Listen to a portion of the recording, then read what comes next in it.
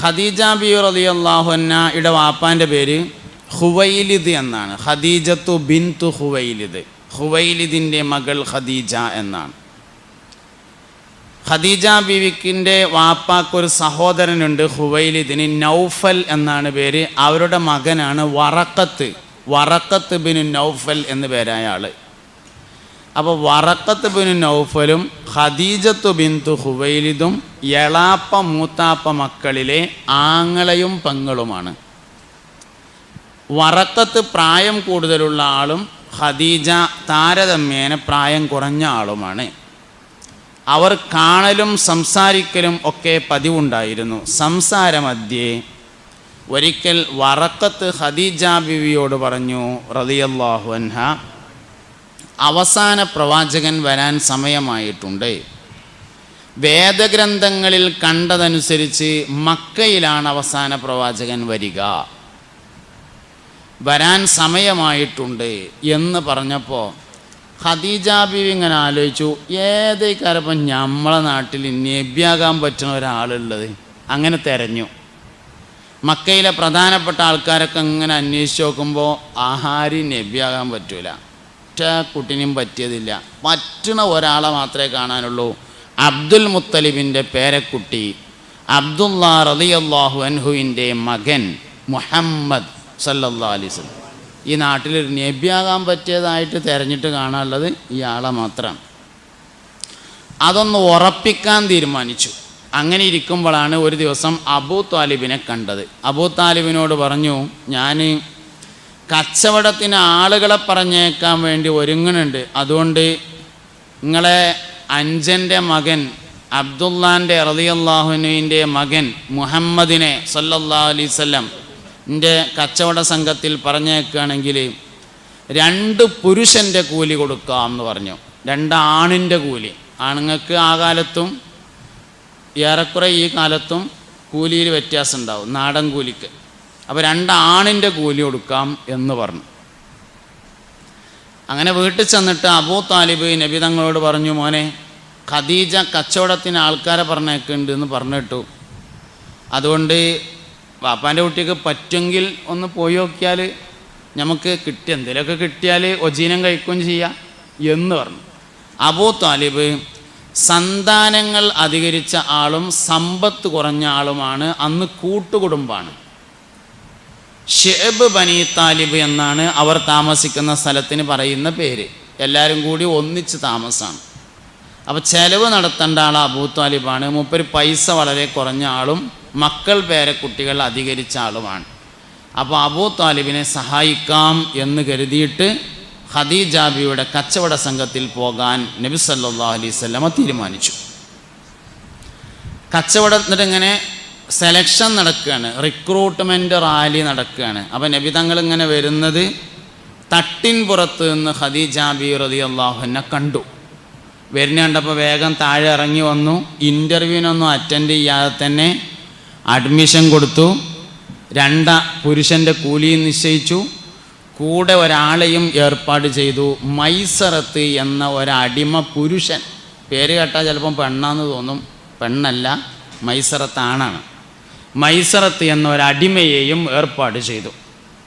അങ്ങനെ മൈസറത്തിനാകെ ഒരു പണിയുള്ളൂ, കച്ചവടമല്ല. കച്ചവടത്തിന് വേറെ ആൾക്കാരുണ്ട്, കച്ചവടത്തിന് വേറെ ആൾക്കാർ ഏർപ്പാട് ചെയ്തിട്ടുണ്ട്. മൈസറത്തിന് പണി എന്താ വെച്ചാൽ യാത്രയുടെ ഇടയിൽ വല്ല അത്ഭുതങ്ങളും കാണുന്നുണ്ടോ എന്നത് നിരീക്ഷിക്കുകയും വള്ളിപുള്ളി വ്യത്യാസമില്ലാതെ പറഞ്ഞു തരികയും ചെയ്യണം എന്നതാണ് മൈസറത്തിൻ്റെ ഡ്യൂട്ടി. അങ്ങനെ യാത്രാസംഘം തിരിച്ചു. മേഘങ്ങൾ നിഴലിട്ട് കൊടുക്കുന്ന അത്ഭുത ദൃശ്യം മൈസറത്ത് കണ്ടു. വഴിയിൽ വിശ്രമിക്കാനിരിക്കുന്ന സമയത്ത് നെസ്തൂറ എന്ന പേരായ ഒരു പുരോഹിതൻ വരുന്നതും, അതിൻ്റെ കുഴപ്പമല്ല, മൈക്കൻ്റെ കുഴപ്പമാണ്. നെസ്തൂറ എന്ന ഒരു പുരോഹിതനെ കാണുന്നതും അയാൾ ഇത് അവസാനത്തെ പ്രവാചകനാണ് എന്ന് പറയുന്നതും മൈസറത്ത് കണ്ടു. ആ കച്ചവടത്തിനൊരു അത്ഭുതം ഉണ്ടായി. കച്ചവടത്തിന് ഉദ്ദേശിച്ച സ്ഥലത്തേക്ക് എത്തുന്നതിന് മുമ്പ് സാധനങ്ങൾ വിറ്റ് തീർന്നു. അതുകൊണ്ട് തന്നെ ഒരുപാട് പൈസ ഉണ്ടായിരുന്നു. പൈസക്ക് മക്കയിലില്ലാത്ത കുറേ സാധനങ്ങൾ അവിടുന്ന് ഇങ്ങോട്ട് വാങ്ങി. എന്നിട്ട് മടക്കയാത്ര ഉണ്ടായി. തിരിച്ചു വന്നപ്പോൾ ഇത് വിറ്റ് നോക്കുമ്പോൾ പിന്നിൽ ലാഭം കിട്ടി. അപ്പോൾ ഖദീജ ബീവി പറഞ്ഞതിൻ്റെ ഇരട്ടി കൊടുത്തു.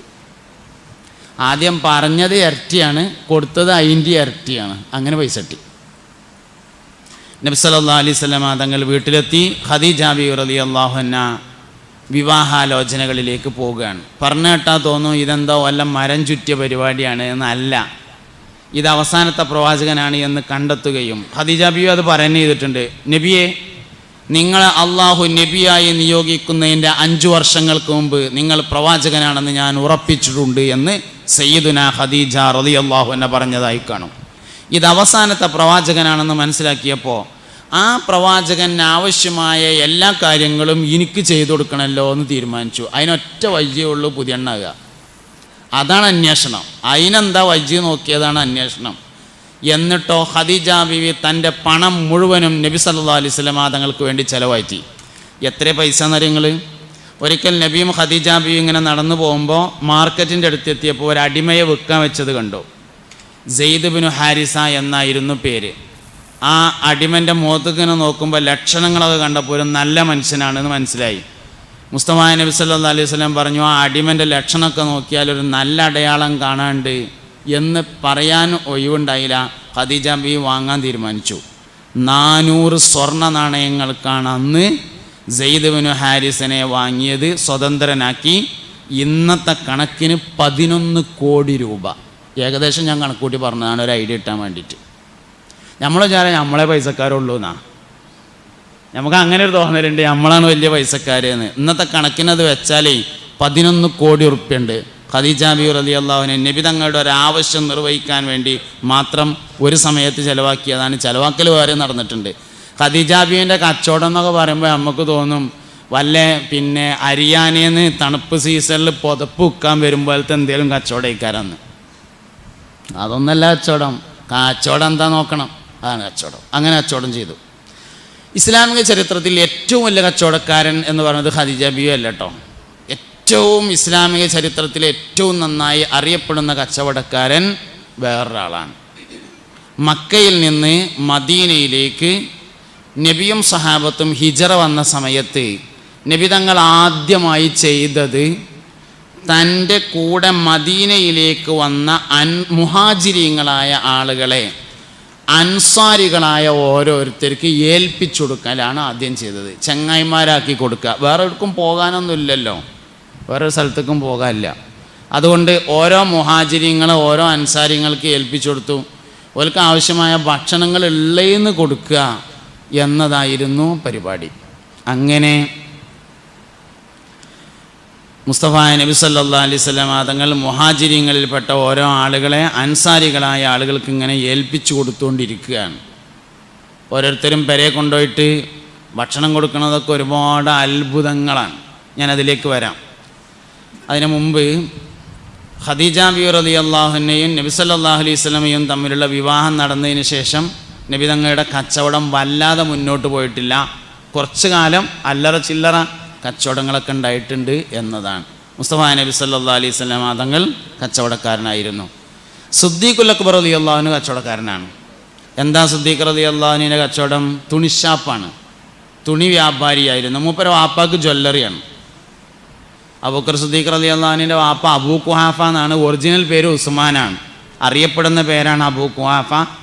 മൂപ്പര ഒറിജിനൽ പേര് ഉസ്മാൻ എന്നാണ്. ഉസ്മാൻ എന്നവർക്ക് ജ്വല്ലറിയാണ് പറഞ്ഞാൽ ഇന്നത്തെ മാതിരത്തെ ജ്വല്ലറി അല്ല. അന്നത്തെ ജ്വല്ലറി ഒരു വ്യത്യാസമുണ്ട്.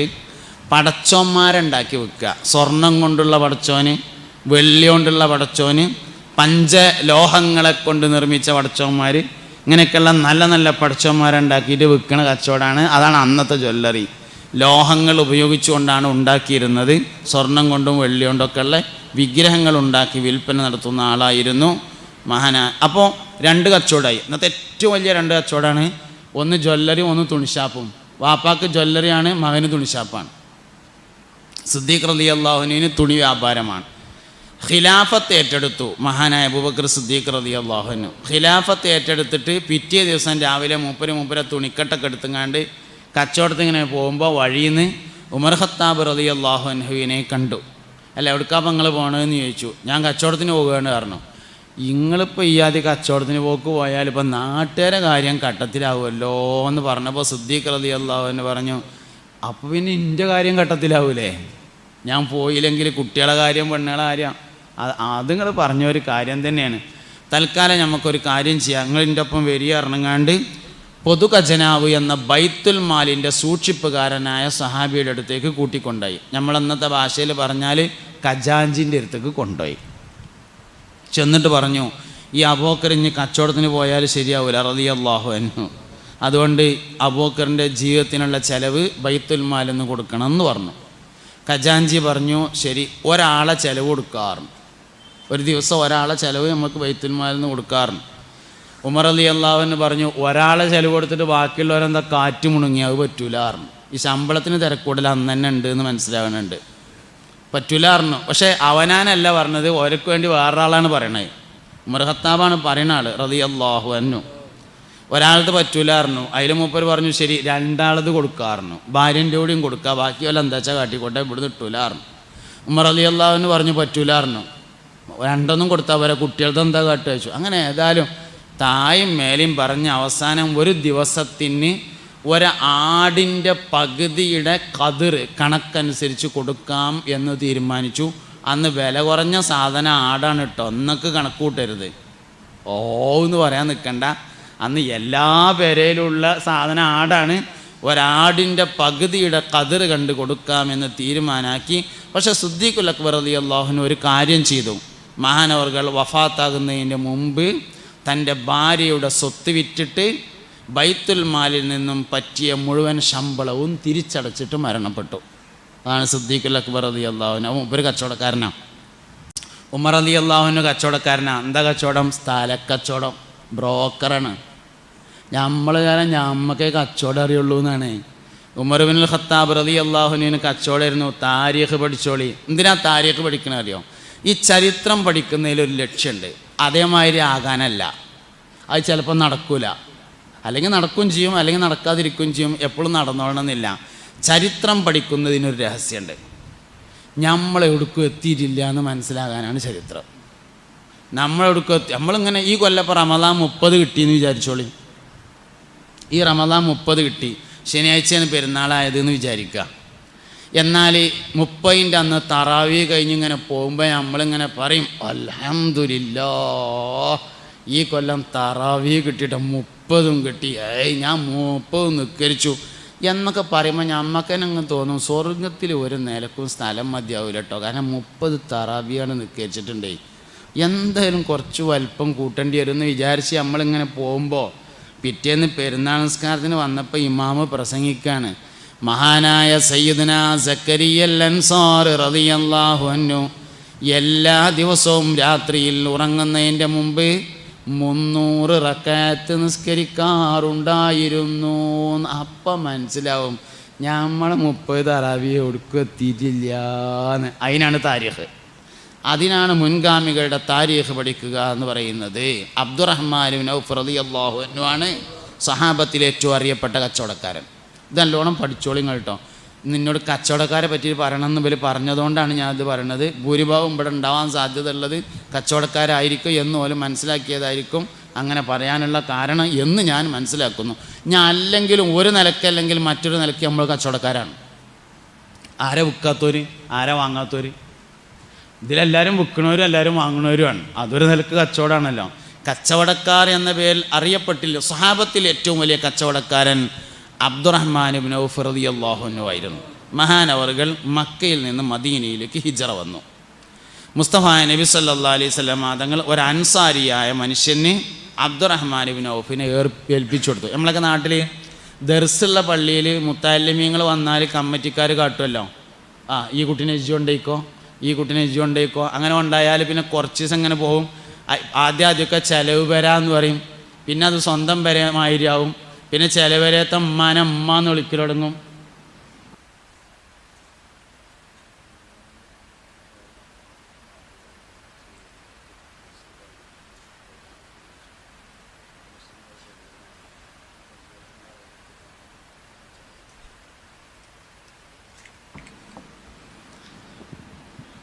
എൻ്റെ ഡ്രൈവറാണ്, ഓൻ അത്യാവശ്യമായിട്ട് പോകേണ്ട വന്നുകൊണ്ട് ചവി വന്നിട്ട് പോയതാണ്, വേറെ കുഴപ്പമൊന്നുമില്ല. ഞാൻ അതിങ്ങനെ ആലോചിച്ചിട്ട് ക്ലാസ് തൈമ പോകണ്ടെന്ന് എഴുതിയിട്ട് പറഞ്ഞതാണ്. അബ്ദുറഹ്മാൻ ബിൻ ഔഫ് റളിയല്ലാഹു അൻഹു മക്കയിൽ നിന്ന് മദീനയിൽ എന്തെങ്കിലും ഒരു കാരണം കിട്ടിയാൽ മതി ശ്രദ്ധ പോകാൻ. അങ്ങനെ നമ്മൾ പൊതുവേ ഉള്ളൊരു ഇടപാട് അങ്ങനെയാണ്. ചെറിയൊരു കാരണം കിട്ടിയാൽ മതിയാവും, ഒന്നുമില്ലെങ്കിൽ മൈക്കൊന്ന് കേടെന്നാൽ മതി, അപ്പോൾ എല്ലാവരും ശ്രദ്ധ പോയി. അങ്ങനെയാണ് ഇത്. ഈ നേരത്ത് നിങ്ങളോട് ഇങ്ങനെ വർത്താനം പറഞ്ഞ് പിടിച്ചിരുത്തണമെങ്കിൽ രേഷം പണിയുണ്ട്, അതെന്നെ സംഗതി. അവിടെ ഇങ്ങോട്ട് നോക്കിയ എല്ലാവരും. അബ്ദുറഹ്മാൻ ബിൻ ഔഫ് റളിയല്ലാഹു അൻഹു മക്കത്ത് നിന്ന് മദീനത്തേക്ക് വന്നപ്പോൾ നബി തങ്ങൾ ഒരു അൻസാരിക്ക് കൊടുത്തു, കൊണ്ടുപോയിക്കോ പറഞ്ഞു. ആ അൻസാരി എന്ത് ചെയ്തു അറിയാം?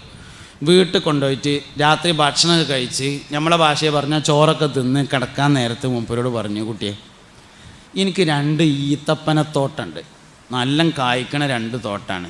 ഇത് നേരം വെളുത്താലേ ഇതിൻ്റെ 2 ഈത്തപ്പനത്തോട്ടം ഒന്ന് കാണണം, എന്നിട്ട് അതിലെനിക്ക് ഏറ്റവും ഇഷ്ടപ്പെട്ട ഈത്തപ്പനത്തോട്ടം ഏതാണോ അത് അനക്ക് തരാം, എന്നാൽ പിന്നെ അനക്ക് അയിമോട് സുഖമായിട്ട് കയ്യാലോ. പിന്നെ ഒരു കടന്ന വർത്താനം കൂടിയും പറഞ്ഞു, എനിക്ക് 2 പെണ്ണുങ്ങളുണ്ട്, ഭാര്യമാർ. നാളെ നേരം വെളുക്കുമ്പോൾ 2 ഒന്ന് കാണുക, നല്ല ഇഷ്ടപ്പെട്ടത് ആരേച്ചാൽ ഓക്ക് സമ്മതമാണെങ്കിൽ ഞാൻ ഒഴിവാക്കിയിട്ട് അനക്കാണ് കെട്ടിച്ചേരാം. ആദ്യകാലമാണ് കേട്ടോ ഇസ്ലാമിൻ്റെ, അനക്കാണ് കെട്ടിച്ചേരാറുണ്ട്. മൂപ്പര് പറഞ്ഞു, എനിക്ക് നിങ്ങളെ പെണ്ണുങ്ങളെയും വേണ്ട, എനിക്ക് നിങ്ങളെ തോട്ടവും വേണ്ട, എനിക്ക് വേണ്ടത് അങ്ങാടിയിൽ കച്ചവടം കിട്ടുന്ന സ്ഥലം ഒന്ന് കാണിച്ചു തന്നാൽ മതി എന്ന് പറഞ്ഞു. അങ്ങാടിയിൽ കച്ചവടം കിട്ടുന്ന സ്ഥലം കാണിച്ചു തന്നാൽ മതിയായിരുന്നു. അങ്ങനെയാണെങ്കിൽ അത് കാണിച്ചു തരാം. എല്ലാ സ്ഥലത്തും കച്ചവടം കിട്ടൂല, എല്ലായിടത്തൊന്നും കച്ചവടം കിട്ടൂല. കച്ചവടം കിട്ടൂല എന്ന് കണ്ടാൽ എത്ര നേരത്തെ ഷട്ടർ താത്തുന്നോ അത്രയും നഷ്ടം കുറക്കാം. കച്ചവടം നഷ്ടമാണ് എന്ന് മനസ്സിലായാൽ പിന്നെ ഒരു കാരണവശാലും പിടിച്ചിക്കാൻ പറ്റൂല. എത്ര നേരത്തെ അവസാനിപ്പിക്കുന്നോ അത്രയും നഷ്ടം കുറയുന്നുള്ളതാണ്. എല്ലാ സ്ഥലവും കച്ചവടം കിട്ടുന്ന സ്ഥലമല്ല. അതുകൊണ്ട് എനിക്ക് കച്ചവടം കിട്ടുന്ന സ്ഥലം കാണിച്ചു തരണം എന്ന് പറഞ്ഞു. പിറ്റേ ദിവസം രാവിലെ മൂപ്പരെയും കൂട്ടിയിട്ട് അങ്ങാടി പോയിട്ട് പറഞ്ഞു, ഇതാ ഈ ഒരു മൂലൻ്റെ വകയാണ്, ഈ ഒരു മൂല ഇവിടെ ഇരുന്നാൽ എല്ലാവർക്കും നല്ല കച്ചവടം കാണലുണ്ട് പറഞ്ഞു. അങ്ങനെ മൂപ്പരടുത്ത് മക്കത്തുനിന്ന് വന്നപ്പോൾ ഉണ്ടായിരുന്ന ചില്ലറ പൈസ ഉണ്ടായിരുന്നു, അതിന് എന്തോ ഒരു സാധനം വാങ്ങിയിട്ട് ആ മൂലൊക്കെ ചെന്നുങ്ങാണ്ട് ടവ്വലാണ് വിരിച്ചിട്ട് അവിടെ ഇരുന്ന് സാധനം വെക്കാൻ ഒഴിവില്ലാതെ ഒരാൾ വന്നിട്ട് ചോദിച്ചു, കൊടുക്കാനുള്ളതാന്ന് ചോദിച്ചു. ആന്ന് പറഞ്ഞു. എന്താ തരേണ്ടതെന്ന് ചോദിച്ചു. ചെറിയൊരു ലാഭം കൂട്ടി പറഞ്ഞു. അത് വാങ്ങി. അത് വിറ്റിങ്ങാണ്ട് വേറൊരു സാധനം വാങ്ങി. പിന്നെ അടുത്തത് വാങ്ങി. അങ്ങനെ അങ്ങോട്ട് കച്ചവടം തുടങ്ങിയിട്ട് മലഞ്ചെരിവ് നിറയെ ആടുകൾ, മാടുകൾ, ഒട്ടകങ്ങൾ അബ്ദുറഹ്മാൻ ബിൻ ഔഫ് റളിയല്ലാഹു അൻഹുവിനായി. മുത്തുനബി വഫാത്താവുമ്പോൾ സല്ലല്ലാഹു അലൈഹി വസല്ലം 9 ഭാര്യമാർ ജീവിച്ചിരിപ്പുണ്ടായിരുന്നു. ഈ 9 ആൾക്കാരുടെ ഫുള്ള് ചെലവ് നടത്തുന്നത് അബ്ദുറഹ്മാൻ ബിൻ ഔഫ് റളിയല്ലാഹു അൻഹു ആണ്. മക്കത്തുനിന്ന് ഒന്നുമില്ലാതെ അങ്ങോട്ട് വന്നതാണ്. താൻ മരിക്കുന്ന സമയത്ത് മകനെ വിളിച്ചിട്ട് പറഞ്ഞു, മോനെ നമുക്ക് ഒരുപാട് തോട്ടമുണ്ടല്ലോ, ഒരു തോട്ടം ബാപ്പാൻ്റെ കുട്ടി വിൽക്കണം, എന്നിട്ട് ബദറിൽ ജീവിച്ചിരിക്കുന്നവർക്ക് ഇനി പെടുന്നാണ്ടുള്ള കാലം ജീവിക്കാൻ ആവശ്യമായ മുതലിജൻ കൊടുക്കണം എന്ന് പറഞ്ഞു. ഒരു തോട്ടം വിറ്റ് കിട്ടിയ സമ്പത്ത് ബദറിൽ ജീവിച്ചിരിക്കുന്നവർക്ക് മുഴുവൻ കൊടുത്തിട്ട് പൈസ ബാക്കിയുണ്ടായിരുന്നു. അത്രയും വലിയ പൈസക്കാരനായി അബ്ദുറഹ്മാൻ ബിൻ ഔഫ് റളിയല്ലാഹു അൻഹു മാറിയതിൻ്റെ പിന്നിൽ ഒരു രഹസ്യമാണ്. കച്ചവടം വിജയിക്കാൻ അബ്ദുറഹ്മാൻ ബിൻ ഔഫ് റളിയല്ലാഹു അൻഹുവിൻ്റെ പേരിലാണ് ഫാത്തിഹ ഓതേണ്ടത് കേട്ടോ. ഏത് വിഷയമാണെങ്കിലും ആ വിഷയത്തിൽ വിജയിച്ച ആളുകളെയാണ് തവസ്സുൽ ചെയ്യേണ്ടത്. കച്ചവടത്തിൽ ഏറ്റവും നന്നായി വിജയിച്ച ആൾ അബ്ദുറഹ്മാൻ ബിൻ ഔഫ് റളിയല്ലാഹു അൻഹു ആണ്. അതിൻ്റെ പിന്നിലൊരു രഹസ്യമുണ്ട്. എന്താ രഹസ്യം എന്ന് ഞങ്ങൾ ഓസിക്ക് കിട്ടിയത് വേണ്ടാന്ന് വെച്ചതാണ്. നമ്മൾ ഓസിക്ക് കിട്ടിയാൽ ഓൽമെൻറ്റും തിന്നു എന്നുള്ളതാണ് പരിപാടി. എന്താ ഇല്ലാത്തതിൻ്റെ കാരണം, എന്താ നടക്കാത്തത്? അബ്ദുറഹ്മാൻ ബിൻ ഔഫ് റളിയല്ലാഹു അൻഹു ഉണ്ടായതിൻ്റെ കാരണം ഓസിക്കാണ് തരാമെന്ന് പറഞ്ഞു. അപ്പോൾ പറഞ്ഞു, വേണ്ട, ഞാനാണ്ട് അധ്വാനിച്ചോളാം, അതിന് പറ്റിയൊരു സ്ഥലമാണ് കാണിച്ചു തന്നാൽ മതി പറഞ്ഞു. അങ്ങനെയാണ് കച്ചവടം ചെയ്തതാണ്. എനിക്ക് എത്ര ആലോചിച്ചിട്ടും മനസ്സിലാകാത്തൊരു കാര്യമുണ്ട്. BPL കാർഡിന് എന്തിനാണ് അപേക്ഷ കൊടുക്കണതെന്ന്. മുതലാളിയാകാനല്ലേ അപേക്ഷിക്കേണ്ടത്, ദരിദ്രനാവാൻ അപേക്ഷിക്കേണ്ട വല്ല കാര്യമുണ്ടോ? ഒരാൾ നമ്മോട് പറയണം, അന്നെ ഞാൻ പൈസക്കാരെ ലിസ്റ്റിൽ പെടുത്തി തരാമെന്ന് പറഞ്ഞാൽ ഒരു അപേക്ഷ കൊടുത്ത് നോക്കാം. അന്നെ ഞാൻ സാധുക്കളുടെ ലിസ്റ്റിൽ പെടുത്തി തരാം എന്ന് പറഞ്ഞതിന് അപേക്ഷ കൊടുക്കുന്നതാണ് നമ്മളെ പരാജയത്തിൻ്റെ കാരണം. ഫക്കീറായി തുടരുന്നതിൻ്റെ പിന്നിൽ ഫക്കീറാവാൻ ആഗ്രഹിക്കുന്നു എന്ന രഹസ്യമുണ്ട്. നിങ്ങൾക്ക് മനസ്സിലായാലും വേണ്ടില്ല, ഇല്ലെങ്കിലും വേണ്ടില്ല. ഫക്കീറായി തുടരുന്നതിൻ്റെ പിന്നിൽ ഫക്കീറായി തുടരാൻ അവൻ ആഗ്രഹിക്കുന്നു എന്ന രഹസ്യമുണ്ട്. 25,000 തെണ്ടാൻ പോയി, സക്കാത്ത് വാങ്ങാൻ പോയി. അങ്ങനെ കുറച്ച് പൈസയൊക്കെ കിട്ടി. അങ്ങനെ ആ പൈസയായിട്ട് ഇങ്ങനെ വന്നിട്ട് കക്കൂസ് കയറിങ്ങാണ്ട് വായിലടിച്ചിട്ട് എണ്ണി നോക്കി. എന്നിട്ട് അതിങ്ങനെ കീശയ്ക്ക് വെക്കുമ്പോൾ മനസ്സിലിങ്ങനെ വിചാരിച്ചു, പഠിച്ചോനെ ഈ കൊല്ലത്തെ 25,000 ചൂടുമായി കൊറോണയായിട്ട് ഫുള്ള് നക്കിപ്പോയി. അടുത്ത കൊല്ലത്തെ 25,000 കുറച്ചും കൂടി തോന സക്കാത്ത് തരണേ അല്ലാന്ന് ആഗ്രഹിച്ച എന്താ അതിൻ്റെ അർത്ഥം? അടുത്ത കൊല്ലം 25,000 ഇന്നെ തെണ്ടിയാക്കണേ. എന്താ ഓന് നേരെ തിരിച്ചൊന്ന് ആഗ്രഹിച്ചൂടെ? പടച്ചോനെ ഈ കൊല്ലത്തെ 25,000 സക്കാത്ത് വാങ്ങേണ്ടി വന്നു, അടുത്ത കൊല്ലത്തെ 25,000 സക്കാത്ത് കൊടുക്കാനുള്ളൊരവസ്ഥ എനിക്ക് തരണേ എന്ന് തോർന്നാൽ ആടാ ജൈനാത്രൊക്കെ ആയോന്ന് അള്ളാഹു ചോദിക്കുമോ? ചോദിക്കില്ലല്ലോ. നമ്മുടെ മനസ്സാണ് നമ്മളെ ഫക്കീറാക്കണ കാരണം, വേറൊന്നുമല്ല. വലുതായി ചിന്തിക്കണം, അപ്പോഴേ വലുതാവുള്ളൂ. ചെറുതായി ചിന്തിച്ചാൽ ചെറുതായി കൊണ്ടിരിക്കും. അപ്പോൾ ദരിദ്രനാകുന്നതിൻ്റെ പിന്നിൽ അങ്ങനെ ഒരു രഹസ്യമുണ്ട്. അബ്ദുറഹ്മാൻ ഇബ്നു ഔഫ് ലോകം കണ്ട ഏറ്റവും വലിയ സമ്പന്നനായി മാറിയതിൻ്റെ പിന്നിലെ രഹസ്യം ഓസിക്ക് വേണ്ട, ഞാൻ അധ്വാനിച്ച് ജീവിച്ചോളാം എന്ന് തീരുമാനിച്ചതാണ് എന്ന് കാണാം. ഇനി അവിടുന്ന് ഇങ്ങനെ താഴത്തേക്ക് വന്നാൽ കച്ചവടക്കാർ വേറെയുണ്ട്. കച്ചവടക്കാർ ഇഷ്ടം പോലല്ലേ. മുഹിയുദ്ദീൻ ഷേഖ് റളിയല്ലാഹു അൻഹു കച്ചവടക്കാരനാണ്. 25-ാമത്തെ വയസ്സിലാണ് ആദ്യം കച്ചവടം ചെയ്യുന്നത്. 25 വയസ്സ് വരെ നാട്ടിൽ ഉമ്മാൻ്റെ കൂടെ പഠിച്ചു. വാപ്പ ചെറുപ്പത്തിൽ മരണപ്പെട്ടു. 25-ാമത്തെ വയസ്സിൽ ഇൽമു പഠിക്കാൻ വേണ്ടി നാട് വിട്ടു, കൂടെ കച്ചവടം ചെയ്തു. ആദ്യം ചെയ്ത കച്ചവടം വെള്ളക്കച്ചവടമാണ്. തണ്ണിമത്തൻ റോഡ് സൈഡിൽ നിന്ന് എൻ്റെ വക പറഞ്ഞാണ്. ആദ്യം ചെയ്തത് വെള്ളക്കച്ചവടമാണ് ആരംഭിച്ചത്. അങ്ങനെയാണ് കച്ചവടം ചെയ്തിട്ടാണ് വലുതായി എവിടേക്കെത്തി. 1000 കൊല്ലങ്ങൾക്ക് മുമ്പാണ് മുഹിയുദ്ദീൻ ഷേഖ് റളിയല്ലാഹു അൻഹു ജീവിക്കുന്നത്. 470 ഹിജ്റ 470. ഇന്ന് ഹിജ്റ 1500 ഏകദേശം അടുത്താണ്. അപ്പോൾ 1000 കൊല്ലങ്ങൾക്ക് മുമ്പാണ് ഷേഖ് ജീലാനി റളിയല്ലാഹു അൻഹു ജീവിക്കുന്നത്. എന്താ കച്ചവടം എന്നറിയങ്ങൾ? 1000 കൊല്ലങ്ങൾക്ക് മുമ്പ് മുഹിയുദ്ദീൻ ഷേഖിന് സ്വന്തമായി കപ്പലുണ്ടായിരുന്നു. ആ കപ്പലിൻ്റെ സ്ഥാനത്ത് ഇന്ന് ഹെലികോപ്റ്ററാണ്. കേരളത്തിലാകെ സ്വന്തം ഹെലികോപ്റ്റർ ഉള്ളത് 4 ആൾക്കാർക്കാണ്. 1000 കൊല്ലം കഴിഞ്ഞു. 1000 വർഷങ്ങൾക്ക് മുമ്പ് മുഹിയുദ്ദീൻ ഷേഖിന് സ്വന്തമായിട്ട് കപ്പലുണ്ട്. മുഹിയുദ്ദീൻ മാലയിൽ പറയണ്ടല്ലോ, ഒരിക്കൊരാൾ വന്നിട്ട് ഷേഖ് ജീലാനി റളിയല്ലാഹു അൻഹുവിനോട് പറഞ്ഞു, നിങ്ങളെ കപ്പൽ കൊള്ളക്കാർ കൊണ്ടുപോയിട്ടുണ്ട് പറഞ്ഞു. അതിൽ മൂപ്പർ പറഞ്ഞു അൽഹംദുലില്ലാ എന്ന് പറഞ്ഞു. കുറച്ച് കഴിഞ്ഞപ്പോൾ വേറെ ആൾ വന്നിട്ട് പറഞ്ഞു, അത് നിങ്ങളെ കപ്പലല്ല വേറെ ആരതോ ആണ് പറഞ്ഞു. അപ്പോഴും പറഞ്ഞു അൽഹംദുലില്ലാ എന്ന്. ഞാൻ അതെന്തിനാ പറഞ്ഞതെന്നറിയോ? കപ്പലുണ്ടായിരുന്നു എന്നുള്ളതിന് തെളിവ് പറഞ്ഞതാണ്. 1000 കൊല്ലം മുമ്പ് മുഹിയുദ്ദീൻ നമ്മളെ ജാനം നമ്മളെ കച്ചവടക്കാരുള്ളൂ എന്നാണ്. ഒരു കച്ചവടക്കാരന് കുത്തുബും ഗൗസുമാവാൻ കഴിയും എന്നതിൻ്റെ തെളിവാണ് മുഹിയുദ്ദീൻ ഷേഖ് അബ്ദുൽ ഖാദിർ ജീലാനി റളിയല്ലാഹു അൻഹു. കച്ചവടക്കാരനാണ്. അതന്നെ പഴയ കാലത്തൊക്കെ വയല് പറഞ്ഞിരുന്ന ഒരാളുണ്ടായിരുന്നു, ഷുജായി മൊയ്തു മൗലവി പറഞ്ഞ ഒരാൾ. വയല് പറയും, പാട്ടൊക്കെ പാടിയിട്ട് വയല് പറയും. പൊട്ടാ നീ മുന്തുള്ളി പിഞ്ചോരക്കട്ട, പിന്നിന്ന് കാട്ടം ചുമന്നു ഒരു കൊട്ട. ഷുജായിയുടെ പാട്ടാണ്. മാറുന്നു മാസങ്ങൾ കൊല്ലങ്ങളാഴ്ച, ഗടികൾ കണക്കേ നിൻ ആയുസ്സിൻ തീർച്ച. ഷുജായിയുടെ പാട്ടാണ്. അങ്ങനെ പാട്ടൊക്കെ പാടിയിട്ട് വയല് പറയും. അങ്ങനെ മൂപ്പര് ഉംറക്കും ഹജ്ജിനും പോയി മക്കത്തേക്ക്. ഉംറ ഹജ്ജൊക്കെ കഴിഞ്ഞിട്ട് മദീനത്ത് ഇങ്ങനെ ഇരിക്കണ സമയത്ത് കണ്ടോ, അത്ര മതി ശ്രദ്ധ പോവാൻ. ഇങ്ങോട്ട് നോക്കി നിങ്ങൾ മനുഷ്യന്മാർ, അത്ര മതി. നമുക്ക് എന്തെങ്കിലും ചെറിയൊരു കാരണം കിട്ടിയാൽ മതി. ഇനിയിപ്പോൾ നമ്മളെ കുട്ടികൾ പഠിക്കാത്തതിന് എന്താ പറഞ്ഞിട്ട് കാര്യം? നമ്മൾ തന്നെ ഇങ്ങനെ ഇങ്ങോട്ട് നോക്കി നിങ്ങൾ, എന്നാലേ പറയുള്ളൂ. നിങ്ങൾ വേറെ എടുക്കാൻ നോക്കിയാൽ ഞാൻ തമാശയൊക്കെ പറയാം, അല്ലെങ്കിൽ പാട്ടൊക്കെ പാടും. അങ്ങനെയാണ് ഇപ്പോൾ നടക്കാൻ പോകുന്നത്. അതുകൊണ്ട് ഇവിടെ നോക്കിയാലേ പറയാം. അപ്പോൾ ഷുജായി ഉംറക്ക് പോയി, ഹജ്ജിന് പോയി. ഹജ്ജിനെ ഉംറക്കാന്നറിയില്ല, എന്തായാലും പോയി. അങ്ങനെ ഉംറ കഴിഞ്ഞിട്ട് അല്ലെങ്കിൽ ഹജ്ജ് കഴിഞ്ഞിട്ട് മദീനയിൽ സിയാറത്തൊക്കെ കഴിഞ്ഞിട്ട് റൗള ഷരീഫിൻ്റെ അടുത്ത് ഇരുന്നിട്ട് ദുആ പടച്ചോനെ, അള്ളാഹുവേ എനിക്ക് ജീവിതത്തിൽ വഴി കാണിക്കാൻ പറ്റുന്ന ഒരാളെ എൻ്റെ ജീവിതകാലത്ത് എനിക്ക് നീ കാണിച്ചു തരണമേ അല്ലാ. മലയാളത്ത് പറഞ്ഞാൽ ഒരു മുറബിയായ ഷേഖിനെ എനിക്ക് തരണേ എന്ന് തോരുന്നു. ജീവിതത്തിന് വഴി കാണിക്കാൻ പറ്റുന്ന ഒരാളെ കാണിച്ചു തരണേ എന്ന് തോരുന്നു. അന്ന് രാത്രി മുസ്തഫായ നബി തങ്ങളെ സ്വപ്നത്തിൽ കണ്ടു സല്ലല്ലാഹു അലൈഹി വസല്ലം. അപ്പോൾ പുണ്യനബിയോട് സല്ലല്ലാഹു അലൈഹി വസല്ലമയോട് മഹാനവറുകൾ ഇതേ അഭിപ്രായം പറഞ്ഞു, എനിക്ക് ജീവിതത്തിന് വഴി കാണിക്കാൻ പറ്റുന്ന ഒരാളെ എൻ്റെ ഹയാത്ത് കാലത്ത് കാണിച്ചു തരണം. മുത്തുനബി സല്ലല്ലാഹു അലൈഹി വസല്ലമ തങ്ങൾ പറഞ്ഞു, ശുജായി, നിങ്ങളെ കയ്യിൽ ഒരു തസ്ബീഹ് മാലല്ലേ, അതൊരാൾ ചോദിച്ചിങ്ങാണ്ട് വരും. അപ്പം ആ തസ്ബീഹ് മാല അയാൾക്കാണ് കൊടുക്കുക. അയാൾ തന്നെയാണ് നിങ്ങളെ ജീവിതത്തിന് വഴി കാണിക്കാൻ പറ്റണ ഏറ്റവും നല്ല ആൾ എന്ന് പറഞ്ഞു. നേരം വെളുത്തു. ശുജായി തസ്ബീഹ് മാല എടുത്തിട്ട് ഇങ്ങനെ പിടിച്ചു. എന്നിട്ടിങ്ങനെ നടന്നു ആരെങ്കിലും ചോദിക്കാൻ വേണ്ടിയിട്ട്. പക്ഷെ ആരും ചോദിച്ചില്ല. അവസാനം നാട്ടിൽ നിന്ന് ഹജ്ജിന് പോയവരൊക്കെ മടങ്ങുകയാണ്. മൂപ്പര് ദസ്യമായിട്ട് കുറേ നടന്നു നോക്കി, ചോദിക്കണില്ല. അത് കീശയിലിട്ടിട്ട് മൂപ്പര് പോന്നു നാട്ടിലേക്ക്. നാട്ടിൽ വന്ന് വയല് പറയാൻ തുടങ്ങി. വയലിനൊക്കെ പോയിട്ട് ഇങ്ങനെ എവിടെയൊക്കെ വയല് കഴിഞ്ഞാൽ ഐദുറസ്വലിയുടെ വണ്ടിക്കാണ് മൂപ്പര് പോയിന്ന്. ഐദുറസ്വലിയുടെ വണ്ടി പറഞ്ഞാൽ ഏത് കിട്ടിയ വണ്ടിക്ക് കയറലാണ് ഐദുറസ്വലിയുടെ വണ്ടി. എല്ലാ വണ്ടിയും മൂപ്പരതാണല്ലോ, അതിനാണ് പോവുക. അങ്ങനെ ലോറിയിലൊക്കെ ചെന്ന് ഇറങ്ങിയിട്ട് ഇങ്ങനെ അവിടെ ഒരു പെട്ടിക്കട ഉണ്ട്. ആ പെട്ടിക്കടയിൽ നിന്ന് ഒരു ചൂട്ട് വാങ്ങും.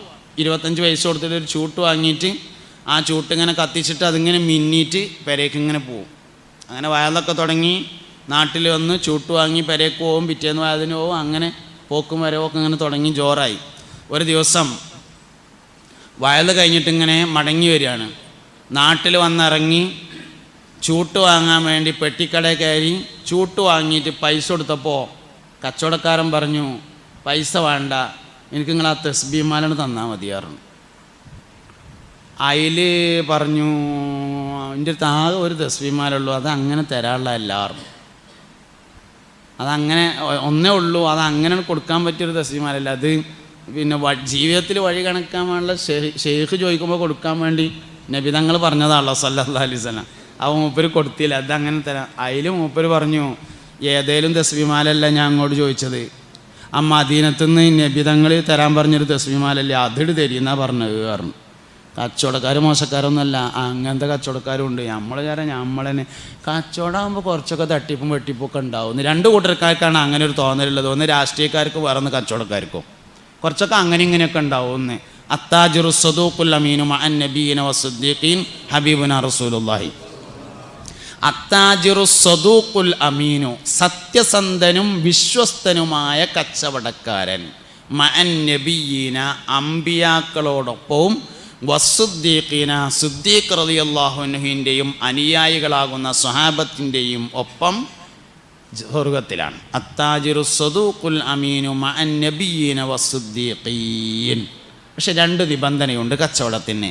1 വിശ്വസ്തത, 2 സത്യസന്ധത. അത് 2 ഉണ്ടോ പെട്ടിക്കട മതി സ്വർഗത്തിൽ പോകാൻ. നല്ലത് കേടെന്നാൽ പറ്റരപ്പാവും. ഏത് സംഗതി അങ്ങനെയാണ്. നല്ല സാധനം കേടെന്നാലാണ് പറ്റരപ്പാകുക. മൂല്യന്മാരാരെങ്കിലും തോണ്ടിയാലുള്ള വലിയ പ്രശ്നം. തോണ്ടാൻ പാടില്ല, ഒരിക്കലും പറ്റൂല. നല്ല കേടെന്നാൽ പറ്റരപ്പായി. അങ്ങനെ ബിരിയാണി കേടെന്നാൽ ചോറ് കേടെന്ന മാതിരി ആവില്ല, അടുത്തുകൂടെ പോകാൻ പറ്റൂല. മനുഷ്യൻ മരിച്ചാൽ പൂച്ച അത്തമാതിരി ആവില്ല, അടുത്തുകൂടെയാണ് പോകാൻ പറ്റൂല. നല്ലത് കേടെന്നാൽ പറ്റരപ്പായി. അതുതന്നെയാണ് കച്ചവടത്തിനുള്ളത്. നല്ലതൊക്കെ ചെയ്താൽ സ്വർഗത്തിൽ പോകാൻ ഒരു പെട്ടിക്കട മതിയാവും. മുത്തുനബി പറഞ്ഞതാണ് സല്ലല്ലാഹു അലൈഹി വസല്ലം. ഇമാം ബുഖാരി റിപ്പോർട്ട് ചെയ്ത ഹദീസാണ്. അത്താജിറു, കച്ചവടക്കാരൻ, അസ്സദൂഖു, സത്യസന്ധൻ, അൽ അമീനു, വിശ്വസ്തൻ, മഅൻ നബിയ്യീന വസ്സുദ്ദീഖീൻ, നബിമാരോടും സുദ്ദീഖീങ്ങളോടും ഒപ്പമാകുന്നു. 2 കാര്യം വേണം. 1 സത്യസന്ധതയുണ്ടായിരിക്കണം, 2 വിശ്വസ്തതയുണ്ടായിരിക്കണം. 2ഉം 2ആണ്, ഒന്നല്ല. 2 2ആണ്. സത്യസന്ധത വേറെയാണ്, വിശ്വസ്തത വേറെയാണ്.